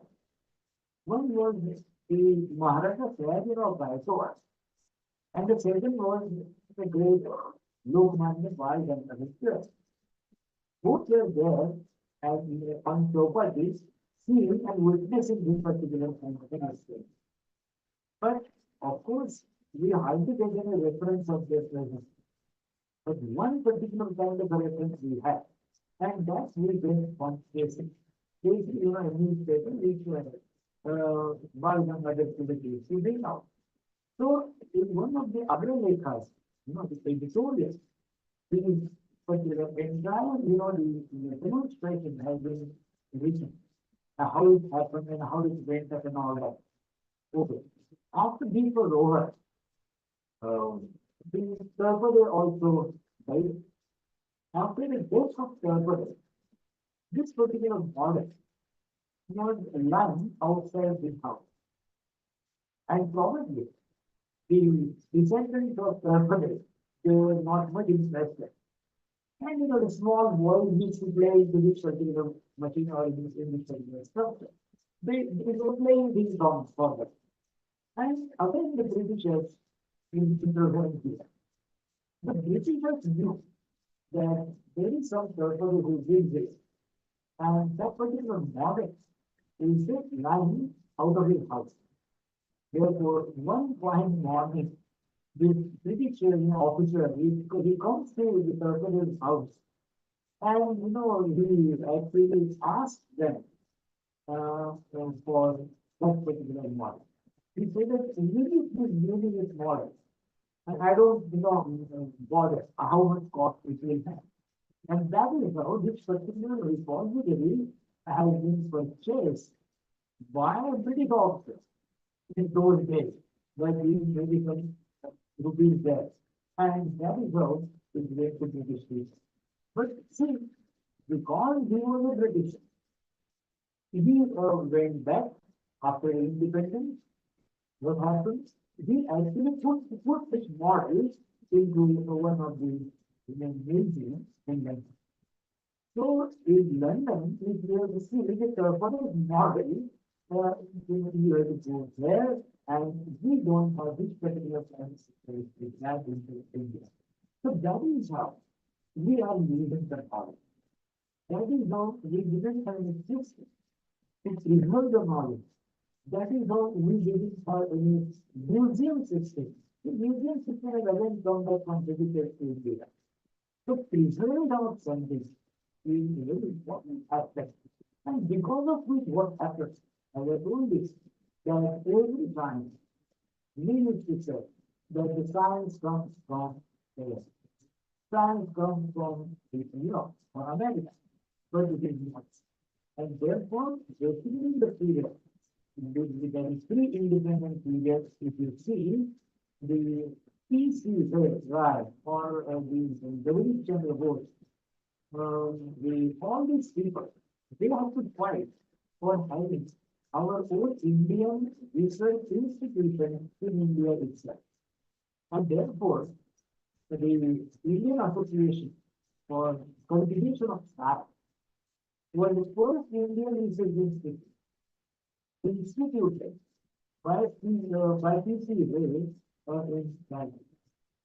And it is surprised to know that C.V. Raman, the first gold Nobel laureate, Indian Nobel laureate, he did his research into that Indian Institute of Research. which was for the first time human athletes in Calcutta. That means the beginning started in Calcutta. C.V. Raman did research in Calcutta in emergence on the list 24 and then 28 and in 1930 he was noted. So 28 February 1928. Right now this date. 28 February 1928. The date C.V. Raman declared this particular theory of Raman's effect to the public and see within 2 years, that is 1930, he got the Nobel. See, earlier the Nobel you get after your discovery, better is your research. Because your researching of the great value that you have this award in Nobel for that. But in 2 years, he got his gets the Nobel. And that is how the Indian modern science started. And people started knowing also throughout the world that yeah, India is there. And this particular man has done, he is an Indian, he did research in India, and he did that research in an Indian laboratory. This is very important. Because most of the further Indian Nobel laureates, they did their research in America, not in India. And therefore, this Nobel of C.V. Raman definitely place value for the all Indians because it is a real Indian Nobel that we got in 1930. So, the point is, the Indian institutions also started producing the Nobel laureates, and that is how and then I tell you, India never used that. Because in the Jawaharlal Nehru time, we established 25 different laboratories. Indian National Chemical Laboratory, National Physical Laboratory, and we started giving a boosting the entire science, but ultimately the teachers will definitely critic. And therefore, still APJ Abdul Kalam, what we see is the teachers were critical. And then we started getting our own generation as teachers in science. And once we see that the Indian science started from that particular time. So the point is, this time going there and then again coming back to India, and Indians not having the numerology of the science known in their theory. So this is where the Lokmanya Tilak's figure is fine, and on the left hand side you see the faces. It is the editorial in faces, which appeared in those days, where this entire incidence of flying is Murtazaha has appeared. So, see here, we find where the Madhav Bodhis and Ranade. Madhav Bodhis and Ranade, as you know, the chief justice of India in the ancient Indian times. So, judiciary in ancient Indian time is also a great subject. So, Madhav Govind Ranade and Maharaja Sayajana Bhagavad both here actually witnessed it. And since the Subhayan drafted, we completed the book after the Sarvadis experiment. There is history of whether the Sarvadis actually took the reference from Subbaraya or not, or it was his own, brain to which he applied and to get that particular, the object to be thrown into the environment or into the cosmos. So, friends, there are many interesting things which we can talk about in Indian knowledge system.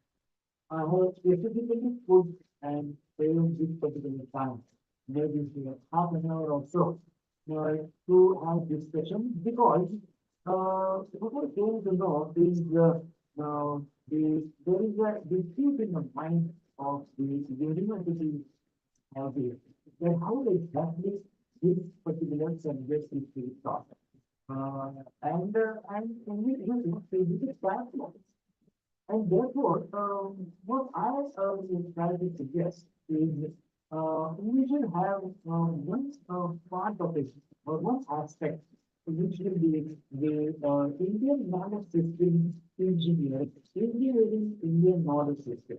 We do the art knowledge available for the architecture of temples and mosques and all the things that can be one part of it. The another part can be the Indian medical or the medicine systems, medicine and yoga. That is also a big part that we can please that under the new education policy. Then the third aspect or the third part would be maybe the basic science. Basic science means chemistry, physics, as I have covered today, the astronomy and the mathematics and algebra and all these things. So basic science is we should be included there. Then you can have the applied science. You know, what kind of applied things in the whole of the scenario which we have as our deposit. Then we come on to the culture. The ancient Indian cultural system, only cultural system. So that means sociology, the social, cultural, all these kinds of aspects, economics, then judiciary. So all these kinds of ancient Indian systems can be taught there in that related. So like that is you have the sections and then you design a course of whatever lectures first course even design and have a PPT presentation and have the excellent PPT presentation, standard PPT presentation, and that would be taught throughout the whole India in the university. As I follow, is the presentation by Dr. D. Madhav. B. Madhavan, the Vice Chancellor of Chinmaya Vidyapith University of Applied Sanskrit and Indian Wisdom. It is a great man if you can go to your video. He has analyzed basically the engineering and architecture of ancient Indian culture. When we can have such kind of experts and those videos and those kind of PPTs, they must be actually shown because as I told you, it cannot be taught orally. It should be shown, and that is how we can bring awareness about this thing.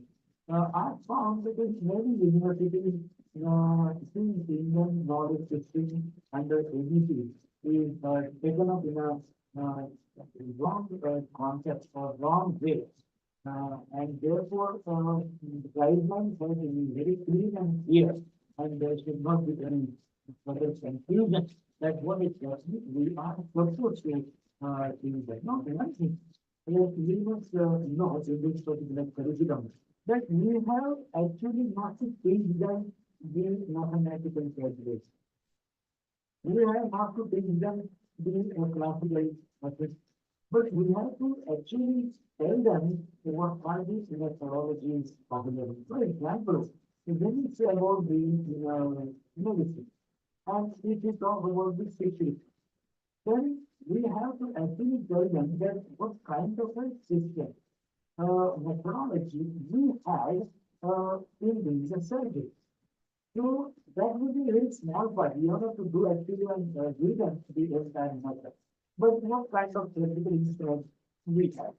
How they used to replace that particular part and all these things. And like that, you will see that there are medicine fields, those investments, how they are different from that of the Western medicine.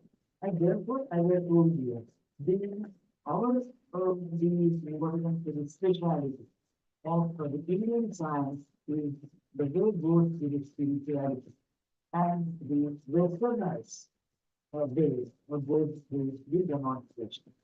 And therefore, in the modern context, if you see, the demonstrations means something better than your spiritual way of making people know about the people. It's very difficult if you try to, know about the specific law through spiritual.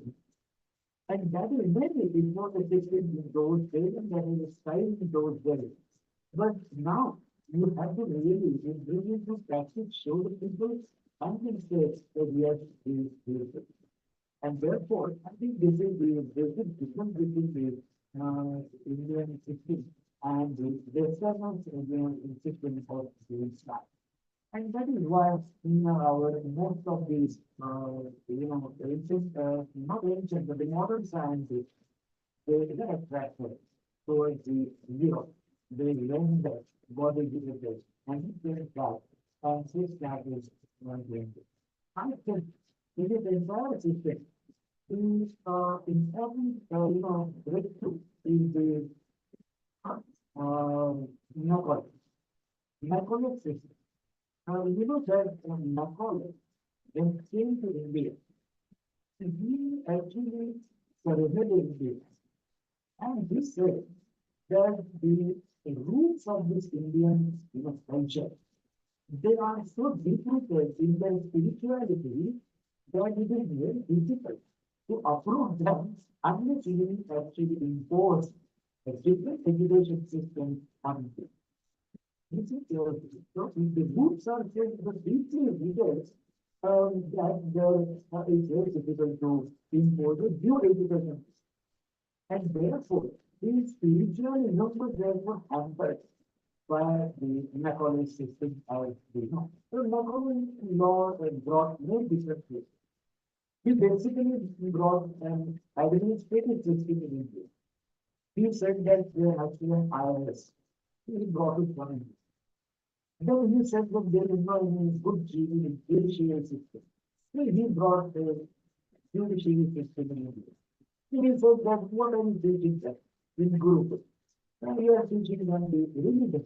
So religion-based teaching is not as not good. So we will teach them as different subjects as physics, chemistry, mathematics, or the medical science, we updated medical science, and all these things. So we started liking it. And therefore, as I find, the turning point in the history of the ancient Indian knowledge, Indian knowledge system is the great Macaulay. And therefore, there are two ways of interpreting Macaulay. Some people look at Macaulay as the winner of India, and few people look at Macaulay as the creator of modern India. So my point being, that these are therefore many, many facets which are responsible for the Indian knowledge system not to come up and go as percolate to the common now. And lighting toward the Western, education systems, more the education systems, more and more. So this is what I wanted to come up with. And friends, now let's put this topic open for discussion because we always are lacking in discussions in Gurukul, we are less discussing rather than speaking. We speak more and discuss less. So let us now invite this new system. And in fact, I told you about this before I took this assignment that why not to have the discussion kind of a thing, so 3 hours. But then we said the 3 hours is too long, at least, half an hour, so we can have regular the discussion. So when the topic is taking for discussion.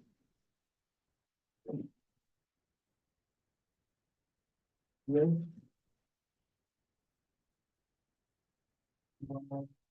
Finally, third group members, they are online.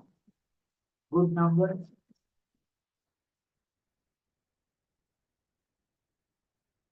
Yes.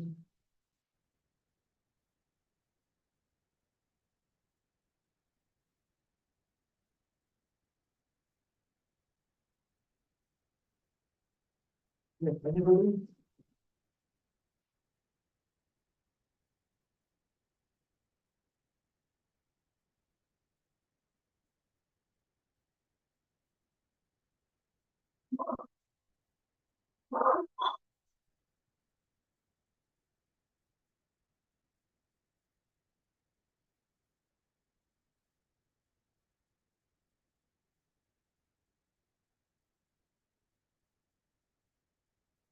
Yeah.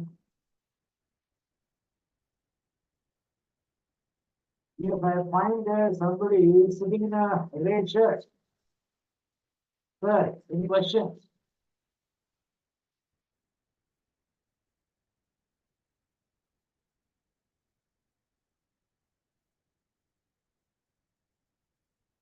I'm sure we are all teachers, isn't it? Am I right? I think you are muted, so will you please get unmuted? Please unmute yourself and talk.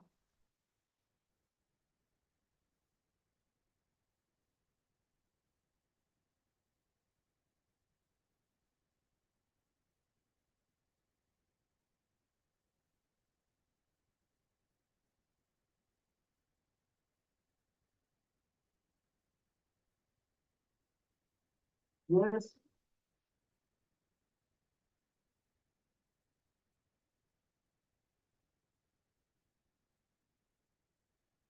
Yeah, there is a hand. Yeah.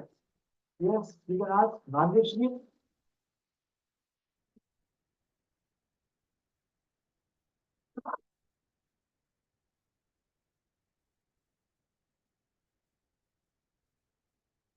Yes.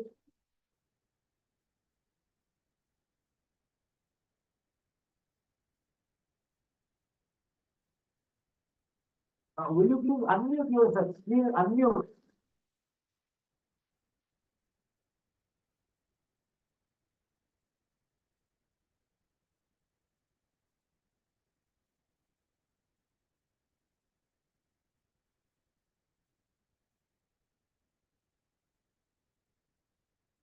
Will you please unmute?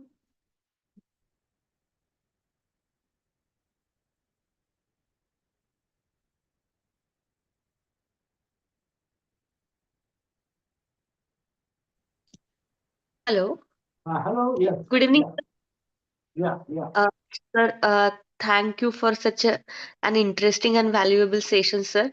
That being Indian, we feel pride in our ancestors' knowledge. Yes. Sir, the question is that why don't we have patents for this when we have all this in written? Why can't we fight for that? Yeah, it's a very good question. Are you audible? Am I audible? Yes, sir. Yeah. Yes, sir. Now, see Sir, there, yeah. In fact, the yes, awareness regarding the patenting, it actually was brought into notice by the Indian, or the Indian scientist by Raghunath Mashirkar. You have heard about his name? Raghunath Mashirkar. And yes, sir. Haldi patent, yeah, turmeric patent. turmeric patent. Then there were turmeric patent and the Yes. basmati patent, basmati rice. So these are the Yes. two patents which were first launched and we got them. See, why? Because we gave them the references of the presence of basmati cultivation in our old agricultural system, isn't it? Then at the Yes. same time, the haldi was being used since long. Now, the point is, when we talk about these kinds of mathematical calculations that we did long back, we are talking about the BC, isn't it? And Yes. therefore, probably, it is a problem in presenting that particular kind of a equation or that kind of a formula in the name of Indians. But as you said, there are many other things. For example, as I told you that the Maruta Sakha, the model itself was not available and it went to London. And therefore, in what way you are going to really say that this happened. Another thing, the demonstration. The demonstration is everything. Because demonstration is seen by people, it is written there, and that writing goes generation to generation. And that is how we can do it. And that is how probably the format in which they require. Okay, the incidences occurring in Indian science or Indian whatever, ancient Indian literature, they could not be proved as ours might. So I think that is the thing. But as you said, we must go. And in fact, hats off to Machadoh because he made us aware.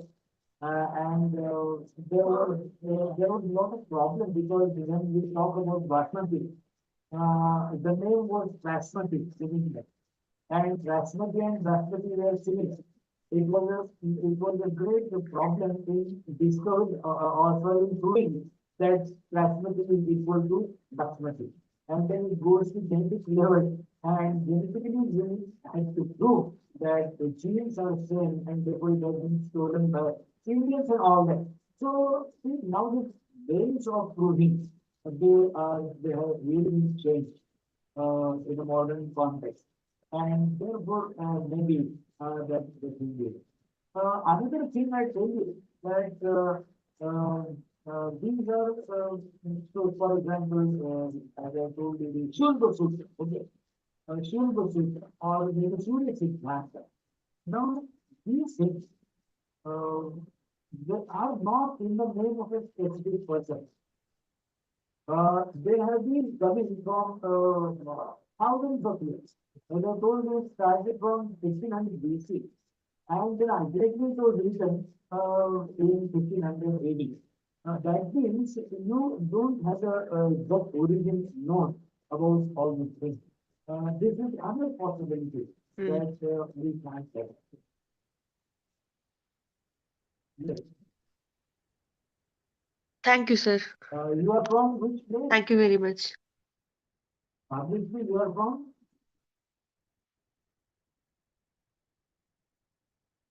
Yes.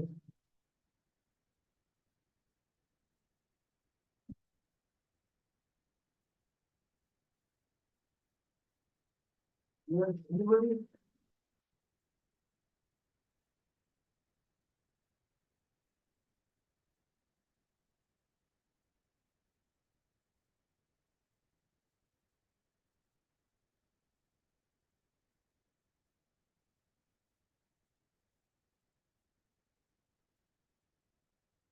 Yes. Any questions?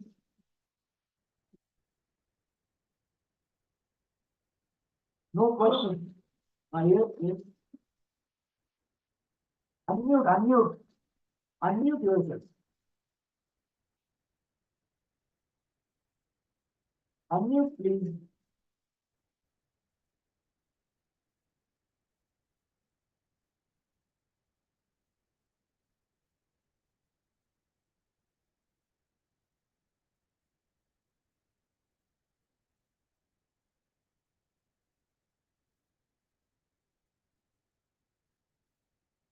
Yes,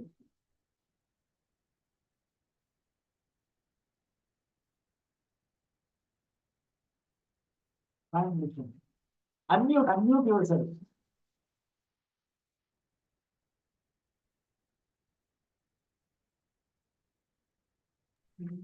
Participant, you can unmute themselves. Any question regarding? Yes, very Yes. good. I can. Yes. Am I audible, sir? Yes, sir. Yes. Good afternoon, sir. I'm Sachin Bagur from Nashik. Okay. It was a really exhausting session. You have gathered so much information and technical knowledge. My question is that if in under NEP we have to include these streams of knowledge from our ancient knowledge history, what would be its pedagogical implications? Now, we have one or two credit courses separately taught in the colleges. Uh, do you think that it will be included in our mainstream subjects, or will it be treated just like Indian knowledge system, a separate course in future?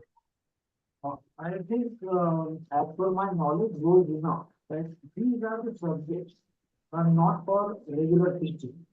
Okay. You have not to teach them at physics and chemistry, but you have to really make aware. And that awareness can be brought in these two credits or whatever it is, maybe 25 lectures per head. And that is the only intention. Because otherwise we are actually forgetting our legacies and we don't know from where it came. And we are therefore have brought these things in most of the textbooks, that we start with the atomic theory, and then we start with the ancient Indian atomic theory, and then start with the modern one. But we found that that is not enough. That is not enough. And therefore, you have to actually give them the holistic approach of what is that was happening in different areas of science. It is not simply physics or atomic, but it is also mathematics and all that.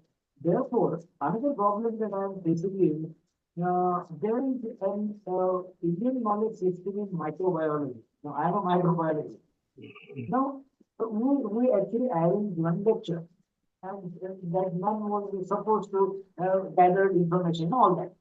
So after listening to him, what I said, that the Indian knowledge system didn't have a background of microbiology. Let us accept it Yes. instead of putting it in knowledge system, because he was giving the references of Ayurveda. He was giving reference of Krumi. We knew Krumi and all that. Yes. So I said, you have to give me a reference of at least a lens, at least, magnifying something, or some reference like that. Forget about microscope, because the whole story starts from microscope. The whole story starts from, lens system. So we never had any reference of somebody grinding the lens. That also we don't have. And therefore we started telling about the Ayurveda. So what I said, that Ayurveda is definitely a very strong point of India, or Indian knowledge system, but then it goes to medicine. It doesn't come to microbiology. And therefore, you really should not break it like our subject system. No, the Indian knowledge system in physics and in mathematics. Mathematics people will have a lot of things available because the entire system is mathematics only. Maybe physics you don't get. But it is very difficult to get in the modern biotechnology. You can't have any reference like that. So this is the problem. Okay, now who is framing this? The BO chairman. Okay, the BO chairman of that subject is the university. Yeah, now we have a lot of limitations. Okay, what can you survey? Therefore, it is not a job of the chairman of that particular BOS, but it is a job of a central committee. As I told you, Dr. B. Madhavan. Now, Dr. B. Madhavan is one of the members of the Apex committee. So, like that, you should have a group of 5 people. They will actually design the PPT and the videos to be shown and how to teach.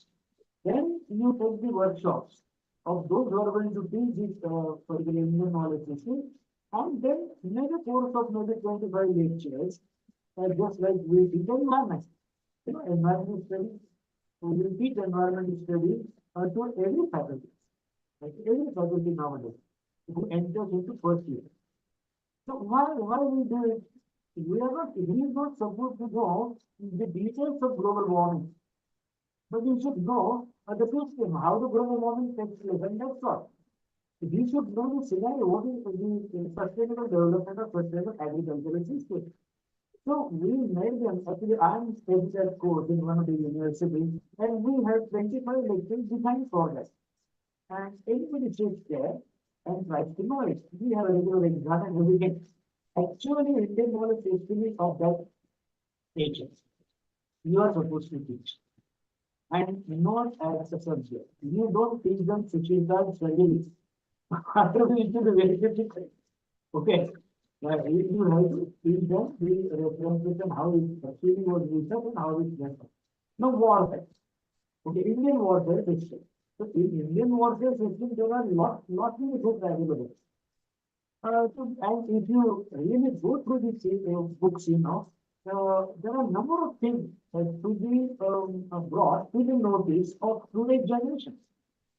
So making a bhala is a science, So you have to tell them like that. Bhala is not just like, putting something to the stick and doing it. So हे जे आहे युद्धशास्त्र नावाचं पुस्तक आहे ते सगळं संस्कृतात आहे ते मराठी केलेलं आहे आणि तो वाचल्यानंतर मला असं वाटायला लागलं की महाभारत घडलेलंच असतं. इतके बारकाईने आले होते. चक्रव्यूह, पुष्पव्यूह, कमलव्यूह, रचना देतात ती माणसं.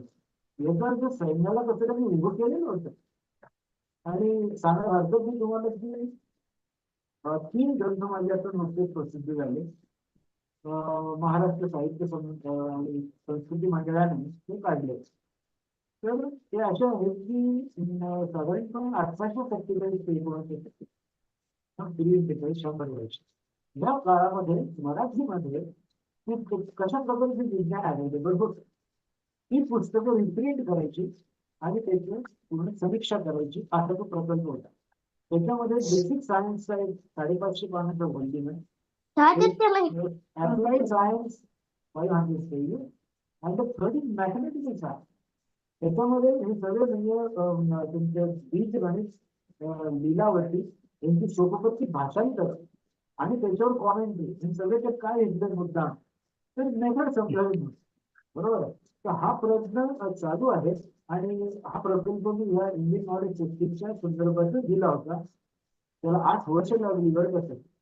पण सुदैवाने ते सरकारने छापलं आणि I am proud that we have 3 ग्रंथांज available which says basic sciences मध्ये इंडियन नॉलेज सिस्टीम काय होती. आणि तुम्हाला आश्चर्य वाटेल की इंडियन नॉलेज सिस्टीम मध्ये शेवटी भाषांतर करणं, इंग्रजीचं मराठी भाषांतर करून ही देखील आपली सिस्टीम झाली होती नंतर. आणि त्याच्यामध्ये प्रॉब्लेम असा झाला की त्या रिजनल लँग्वेज मध्ये भाषांतर करायची कोणी तुमच्या भाषेला जर रीच करायचं असेल तर. And we came across lot many difficulties. So what Ranjan of Gaikwad did, how he made the people to bring them together, how he prepared course language, and how he made the people to write it down. तर हा सगळा भाग Indian knowledge सिस्टीमचा आहे. कारण जसं knowledge system based on changing प्रत्येक कारण नॉलेज सिस्टीम त्या कशीच राहत नाही. मी आता तुम्हाला मॅकोलेचं उदाहरण दिलं तर मॅकोले नंतर सगळं बदललं. आता हे बदललेलं जे होतं त्याला इंडियन सिस्टीम मॅचअप करत राहील की नाही कधी तशीच राहील. तुमच्याकडे म्हणजे धोतर शेंडे आणि कोट घालून ते लोक होतं मंत्र म्हणून राहणार नाही. हे सुद्धा म्हणतील की चला आता आम्हाला कळलं पाहिजे काय किंवा आमच्या मंत्र्यांचा अगदीच अर्थ काय. That is how this system of changes. And therefore in the pre-independent area of 100 years we went on translating it, we went on publishing it. I mean, that is how we wanted that the science can be taught in Marathi. म्हणजे विज्ञान मराठीत शिकवायला पाहिजे हे त्या काळात जेवढं strong होतं ते काय आता एकपटी राहिलेलं नाही सध्या. Today we don't want to teach English science in Marathi. Actually we don't want it. तो हा जो फरक झालेला आहे हा सिस्टीम मधला फरक. त्यामुळे आपल्याला we should know that what exactly was there with us. आता गंमत काय होते we had a education system with Sanskrit. Okay, and today's system is in English. Okay, so we are cursing Sanskrit. We also curse English. Then what do we want? This is a strict question, sir. Now, if we would have learned Sanskrit, then I would have really said that we really are the lovers of Indian knowledge system. अभी आता मी तुम्हाला सांगू उद्योग काय झालेलं सगळं संस्कृत वाचायची म्हणून आजकाल एक मुलगा काय कोणीच तयार नाही त्याच्याकडे बघायला तयार नाही. आणि आम्हाला काय पाहिजे तर एखादा सॉफ्टवेअर इंजिनियर हा संस्कृत वाङ्मयामध्ये त्यानं त्याचं व्याकरण शिकायला पाहिजे. हे जोपर्यंत होत नाही त्याच्यामुळे मी एक शब्द वापरतो that you may not like it but Indian knowledge system will have be reverse back. And that reversal is your love with the Sanskrit. आज ती भाषा म्हणजे कुठेतरी एका जातीची कुठेतरी एका धर्माची हे नाही. कारण एक लक्षात ठेवा आम्ही जर्मन स्कॉलर होता त्याला संस्कृत शिकायचं होतं त्या काळामध्ये. त्याने काय केलं त्याला संस्कृत शिकवायचे होते आमचे लोक. मग ते तो म्हणला मग काय करावं लागेल मला. He was put the condition की तू जोपर्यंत मुंडन करत नाही शेंडी ठेवत नाही आचरण करत नाही आणि आमची सगळी ही म्हणजे मौज करत नाही तोपर्यंत आम्ही तुला शिकवू शकत. तो माणूस पटकन काय झालो तो कोण होता माहिती तुम्हाला मॅक्स मुलर गेले for the sake of knowledge आणि त्यांनी सगळं पिवळं पितांबर घातलं आणि तो त्या ब्राह्मणापेक्षा देखील सुंदर दिसायला लागला गोरा गोरा आणि त्याने सर्व संस्कृत वांग हे तो शिकला आणि ते नॉलेज तिकडे गेलं त्याच्यामुळे असं म्हणत नाही आम्ही जर्मनीमध्ये आणि इंग्लंडमध्ये म्हणजे मला असं म्हणायचं की इंडियन नॉलेज सिस्टीम बद्दल आपण जेव्हा शिकतो किंवा शिकणार आहोत किंवा शिकवणार आहोत त्यावेळेस तुम्हाला सगळे डिफरन्सेस दूर ठेवावे लागतात अगदी दूर ठेवून द्यावं लागेल आपण ज्ञानासाठी शिकतो आपण शिकवतो आहोत ही आपल्याकडे कारण याचे काही म्हणजे काही ओरिएंटेशन प्रोग्राम घेताना मी तिथे अध्यक्ष असायचो आणि मला फार विचित्र पद्धतीने काही गोष्टी ऐकायला मिळाल्या बरं का वेद काय आहे आता ते गेले चुलीत त्याचं काय उकळून काढायचं आहे इट्स द लँग्वेज हे उकळून तर काढता आलं नाही ना आम्हाला म्हणून तर आपण मागे पडलो आम्हाला तर ते उकळून काढावं लागेल आणि हा समज हा अलीकडच्या पिढीचा तो कमी असल्यामुळे म्हणतो काय असेल लिमिटेशन होती थिंकिंगची त्याच्यामुळे हा विषय आणण्याच्या पाठीमागे भूमिका फार मोठी आहे पंडित मदन मोहन मालवीय बरोबर आहे बनारस हिंदू विद्यापीठाचे संस्थापक त्यांची आयडिया डोक्यात हे लक्षात घ्या आणि त्यांचं आज मला वाटतं काहीतरी हे आज सकाळी त्यांची काहीतरी होती तो चांगला योगायोग आणि ते हेच म्हणाले की मॉडर्न सायन्स जरूर शिका पण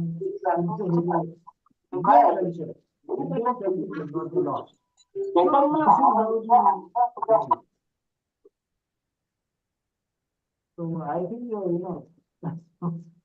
Thank you, we sir. have Thank you. tried to clarify the thing so much. म्हणजे Thank you, सध्या sir. आमचा कोऑर्डिनेटर जो आहे तो सुद्धा डायलेमामध्ये युनिव्हर्सिटीचा coordinator is also dilemma he doesn't know म्हणजे भारतीय स्वातंत्र्याचा इतिहास इंडियन नॉलेज सिस्टीम आहे का you are asking I think no sir don't think that Indian struggle for independence. We have to go back. And that was the real situation we had. Yes. Thank you, sir. Thank you. Anybody else, please?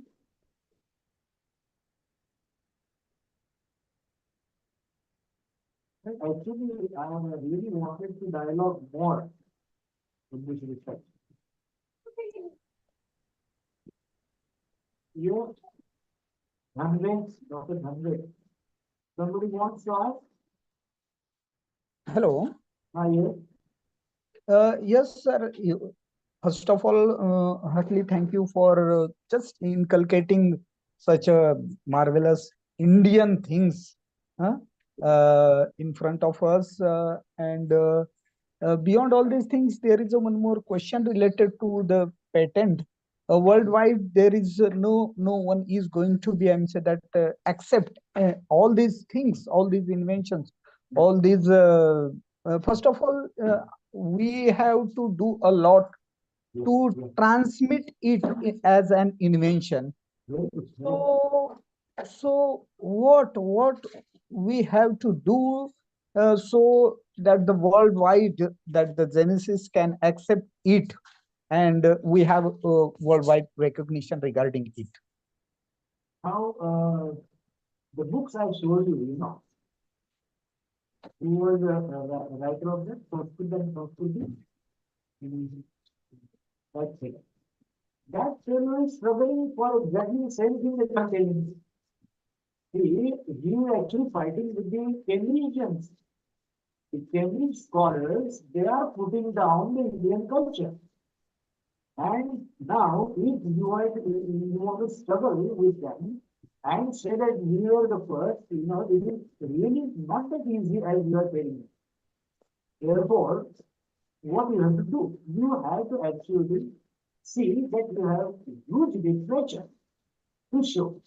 And that literature making will be a big business of translating.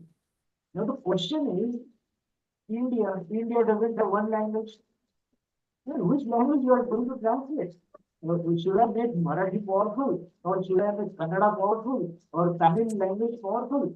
And therefore, in different multilingual, countries have one big problem, and therefore we could never put our knowledge in one language in front of the world, saying that this is ours. I think this is a very big, highlight. As we said, making authenticity, saying that this is ours, and then going for speaking and all that. Uh, so when we start saying that why to explore Vastaracharya, so here itself our integrity is lost. That is the problem. Do you hear me? Yeah. Yes. Yeah. Absolutely. So will you please tell me your name, sir? It means we have to set up our own benchmarks regarding it. Yes, benchmark and now, unfortunately, English is a language where you can put yourself on platform. But And- sir, while doing the comparative study of Indian knowledge system and Correct. European knowledge system, Correct. at that time we can that the rest of the world accept our benchmarks on that level. They will have to, because ultimately and timely they have accepted. For example, Ramanujan's mathematics were ultimately accepted the hardest. Dr. Hardy, who is a British mathematician. And he says that the Ramanujan has defeated me. See, these are very tricky sentences. Every time they say that Indians are great and they have defeated us. Now, they are great and defeated us, but they have not given us the prime position. Isn't it? And there lies the journalists. That is why we have to take the combined effort of putting it in one book or one, this thing, and go in front of the world and say that don't talk this, don't talk that rubbish, don't talk that nonsense. This is the reality. And you have to have some representatives. So who is going to be your representative? Ultimately, now मैंने book बताया है शुक्ला का translated, भारतीय संस्कृति and संस्कृति की खबर. So what is that? That basically is nothing but what? He is trying to become a face of India in front of Cambridge and trying to say that don't make us fool. We are great and we have ruled the world and you have to accept it. So, Abhi, one man, standing it like that, Abhi, when you start reading his book, let me tell you, when I started reading his book, it was really difficult for a man like me to understand. So, what about the current generation, sir? So, क्या हो रहा है कि the things are getting translated, but the people don't understand the importance of them going. They say, why to go now? What is going to happen? What is going to happen? Many things are going to happen. This will have to be mission, and that is why I think the Indian knowledge system has been brought into this curriculum as a starting point of education. The starting point of any subject, you might be engineering, medicine, whatever.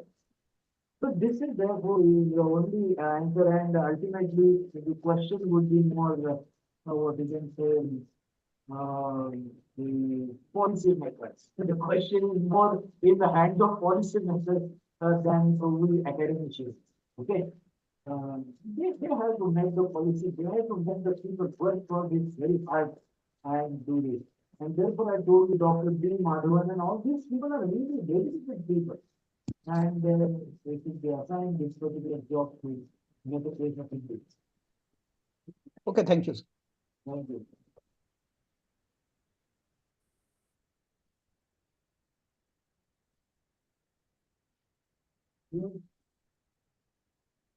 I find Professor Anjali, Professor I find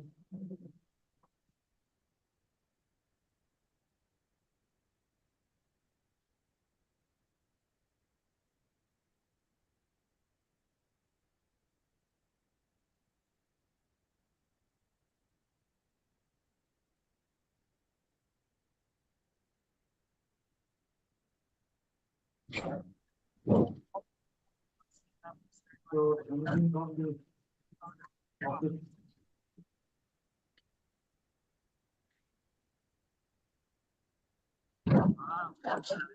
Hello.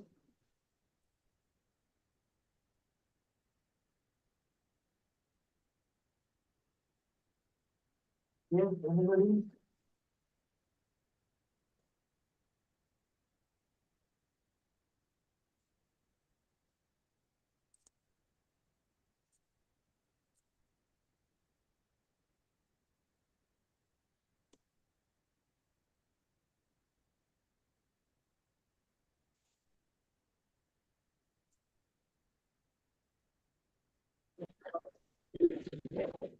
Yes, Mr. Vikram Downing. You are there. Any question, please? Hello. Yes.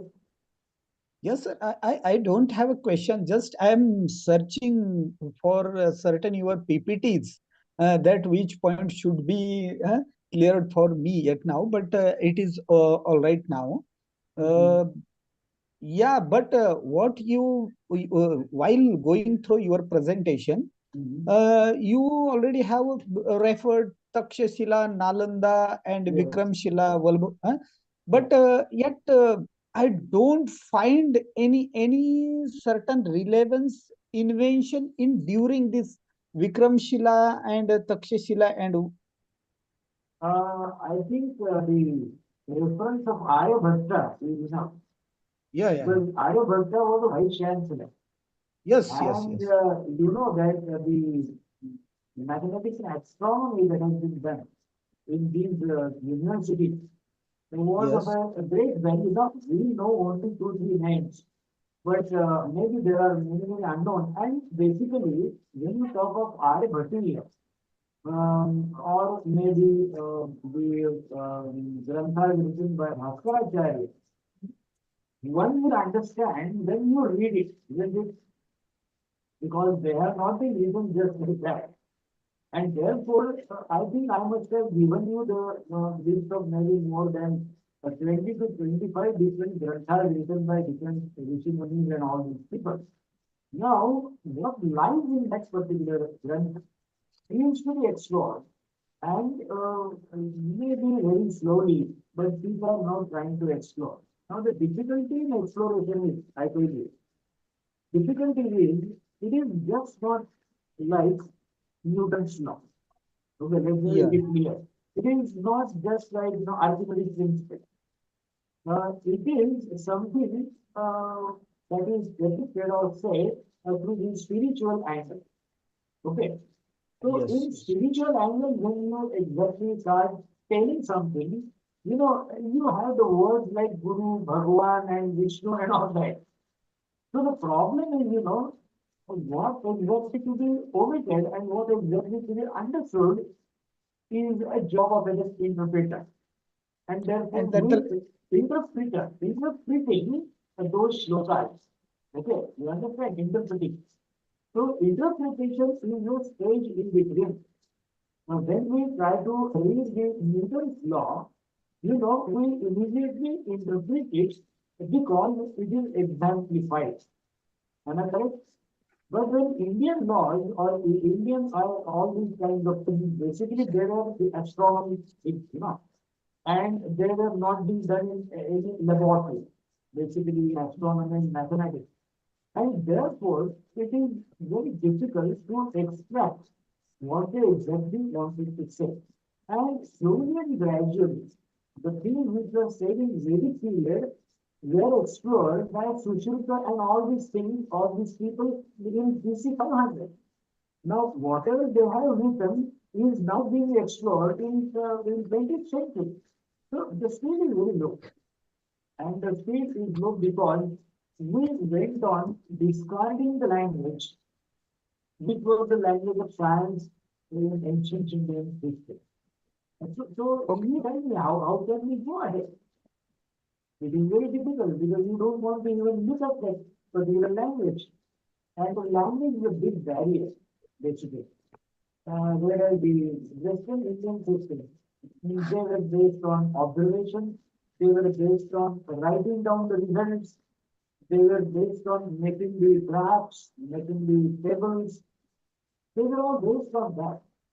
And Benjamin Franklin, Benjamin Franklin, when he was performing the experiment of his types, sending the type and tracking the electricity, okay, from the thunderbolt. He was really making observations and he was writing it down. And that stays with the next generation. Otherwise, it was just like them flying a Maruti Sakha and saying that we flew something in the air.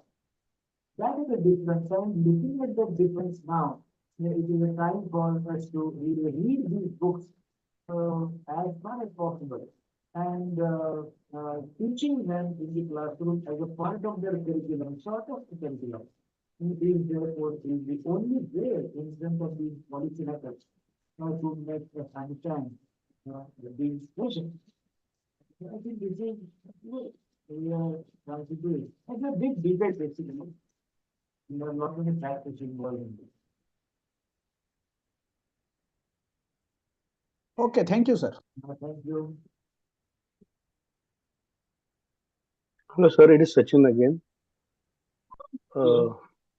One of the curiosity is that the full title of this course is Indian Knowledge Systems.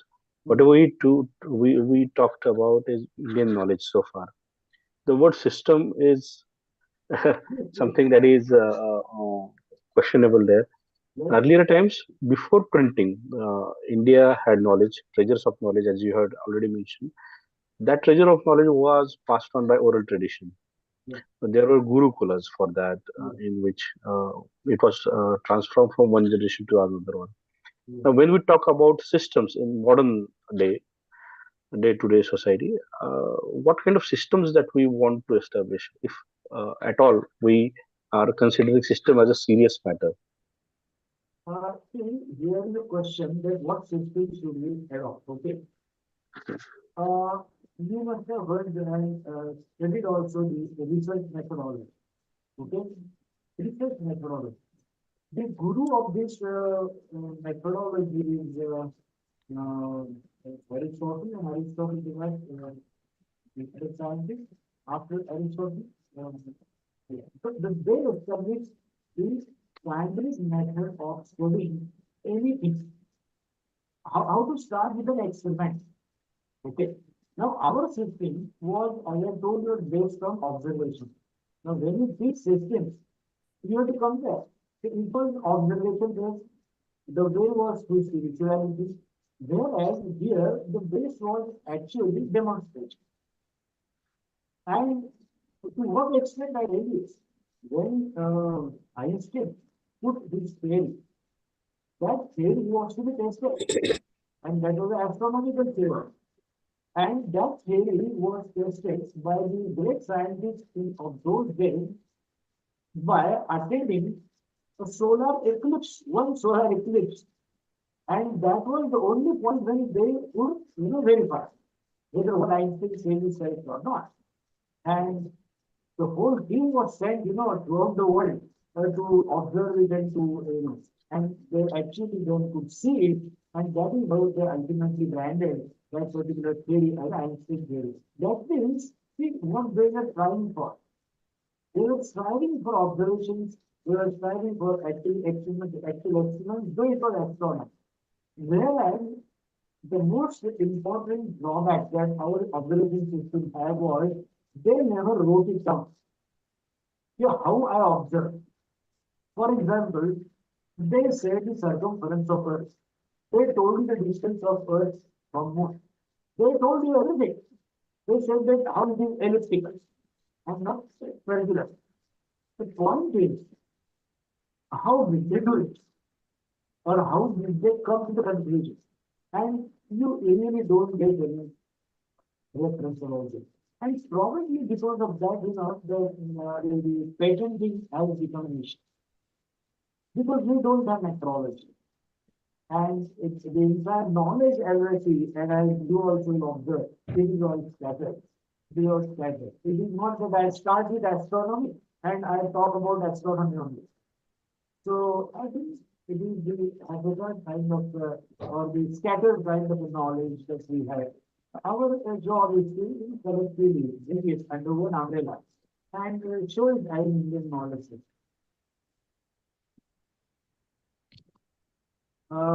आणि तुमचा जो प्रश्न आहे की knowledge system ही काय घडलं ते सांगितल्याशिवाय system करणार नाही. बरोबर आहे.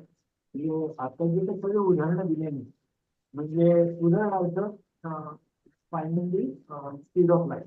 ओके, त्याच्यामध्ये एक शब्द आला योजने.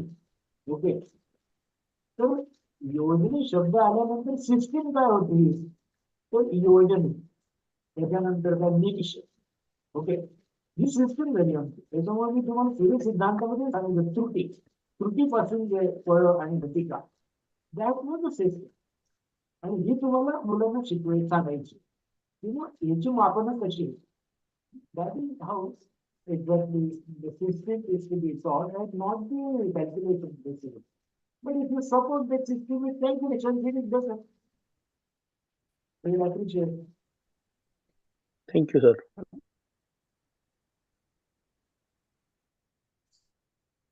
Hello Hello. Sir. Yes.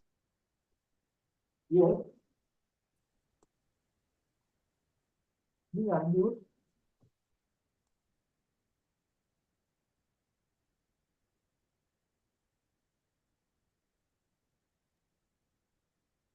Hello.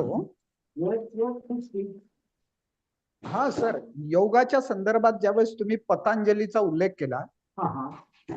परंतु ज्यावेळेस विपश्यनेच्या संदर्भामध्ये तुम्ही ते वाचण्यात आलं त्यावेळेस त्याचा संदर्भ बुद्धाशी येतो. बरोबर आहे. तर इथं कुठेतरी अनमॅच होत नाही का? कारण पतंजलीनच बुद्धाचे काही हे घेतलेले आहेत. तर तो काय माझा विषय नाही अभ्यासाचा.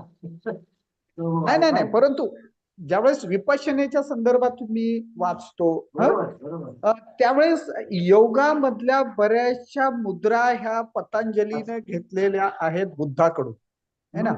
मग आता तुम्ही ते करावंच की नाही हा माझा मुद्दा नाही, परंतु ज्यावेळेस इंडियन नॉलेज सिस्टम मध्ये आपण मांडणी करतो आहोत, त्यावेळेस काय आहे, त्यावेळेस त्याच्यामध्ये जैनिझम येईल, त्याच्यामध्ये बुद्धिझम येईल, त्याच्यामध्ये हा. मग ज्यावेळेस तुम्ही पतंजलीचा उल्लेख केला, मला वाटतंय त्याच्या अगोदर जर थोडासा उल्लेख रेफरन्स जर तुम्ही बुद्धाचा दिला असता तर याला अधिक, म्हणजे माझ्या वाचनामध्ये आलेल्या बाबीमुळे मी या ठिकाणी मला बोलतोय. थोडासा social aspect of Indian knowledge system घेतलं नाही. सोशल अँड कल्चर त्याच्यामध्ये सगळ्या धर्म व्यवस्था येतात सगळं, आणि मग ते सगळं विवेचन येऊ शकतं. ह्या ठिकाणी मी योगाला बरं का म्हणजे एक इंडियन सिस्टीम म्हणून म्हणजे सायन्स, इंडियन सायन्स म्हणून घेतलेलं आहे आणि त्याच्यातून त्याचं विवेचन झालेलं आहे, धर्म म्हणून नाही. नाही, मी सुद्धा सर त्याला धर्म म्हणून कधीच पाहत नाही. ऍक्च्युअली ज्यावेळेस विपश्यना पाहतो ना त्यावेळेस त्याला धर्माचा आधार नाहीये, परंतु पतंजलीनी त्या मुद्रा बुद्धाच्या विपश्यनेतून घेतलेल्या आहेत असा उल्लेख आहे.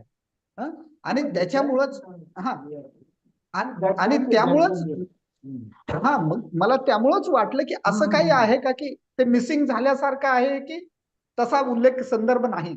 नाही, जिथे जिथे संदर्भ असतील त्या संदर्भात सगळं आपल्याला शिकवायचं आहे. म्हणजे माझ्या बोलण्यातून संदर्भ जाऊ शकतो, पण त्याला तुम्ही अशा प्रकारचे संदर्भ लिंक करून आणि you can establish, because it's as I told you very difficult job. हे एकाचं काम नाही किंवा कुठे तुम्हाला उपलब्ध नाही. तर आता विपश्यनेचा जो आहे कनेक्शन हे योगाची जोडणं किंवा कुठे म्हणजे संदर्भ, जसं मी तुम्हाला सूर्य सिद्धांत सांगितलं, तर सूर्य सिद्धांताचे संदर्भ हळूहळू कुठे ते आयुर्वेदामध्ये ठिकाणी येत आणि शेवटी ते 1500 मध्ये लिहिलं गेलो. म्हणजे असं हे बऱ्याच बाबतीत लिहू शकतो आणि संदर्भ आपल्याकडे पाहिजे एवढं महत्वाचं.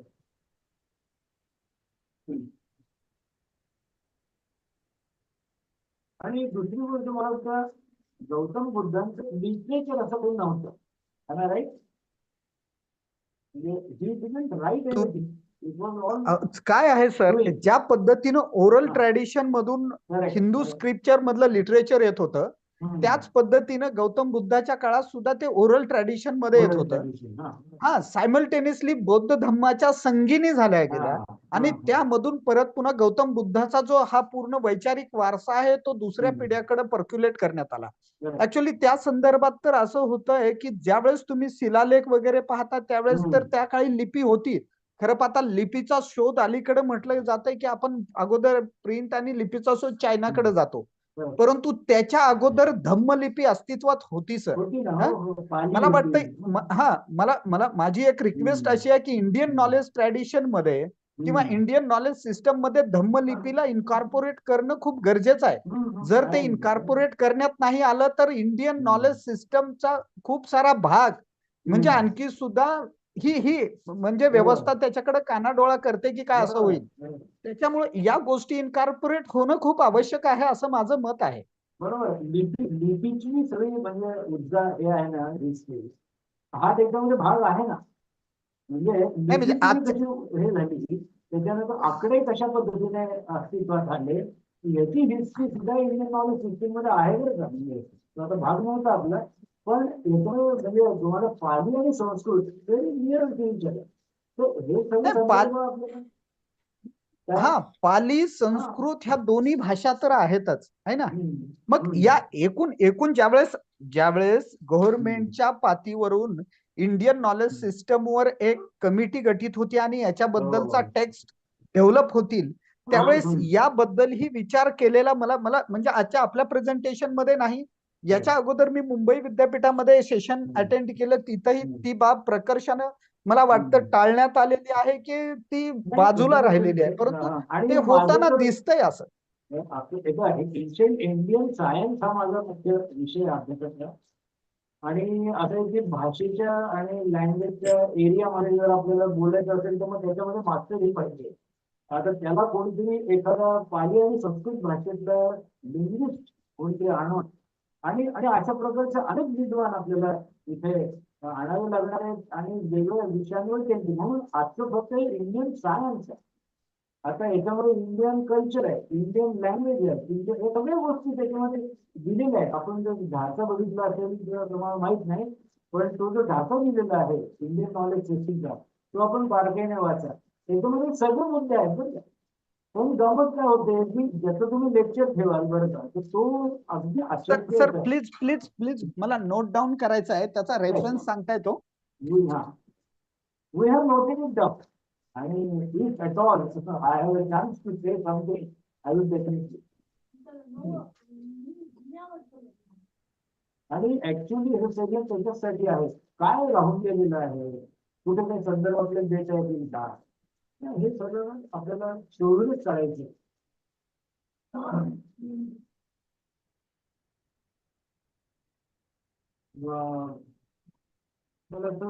Now we are at the end of this discussion.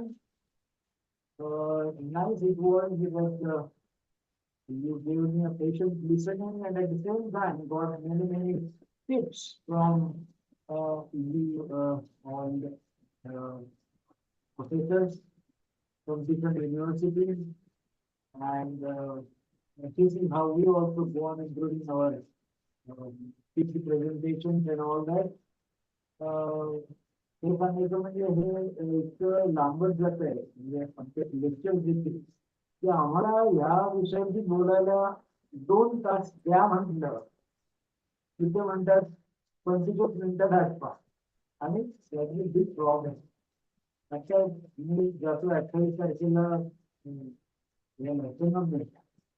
तिथे हाच प्रॉब्लेम. त्यांना म्हणतं 1.5 तास मला देणार असेल तुम्ही तुमच्याशी बोलू शकतो, नाही तर ते सगळं अवघड. कोपरगावला सोडेल का, कोपरगावला संजीवन कॉलेजमध्ये हाच विषय मांडतात.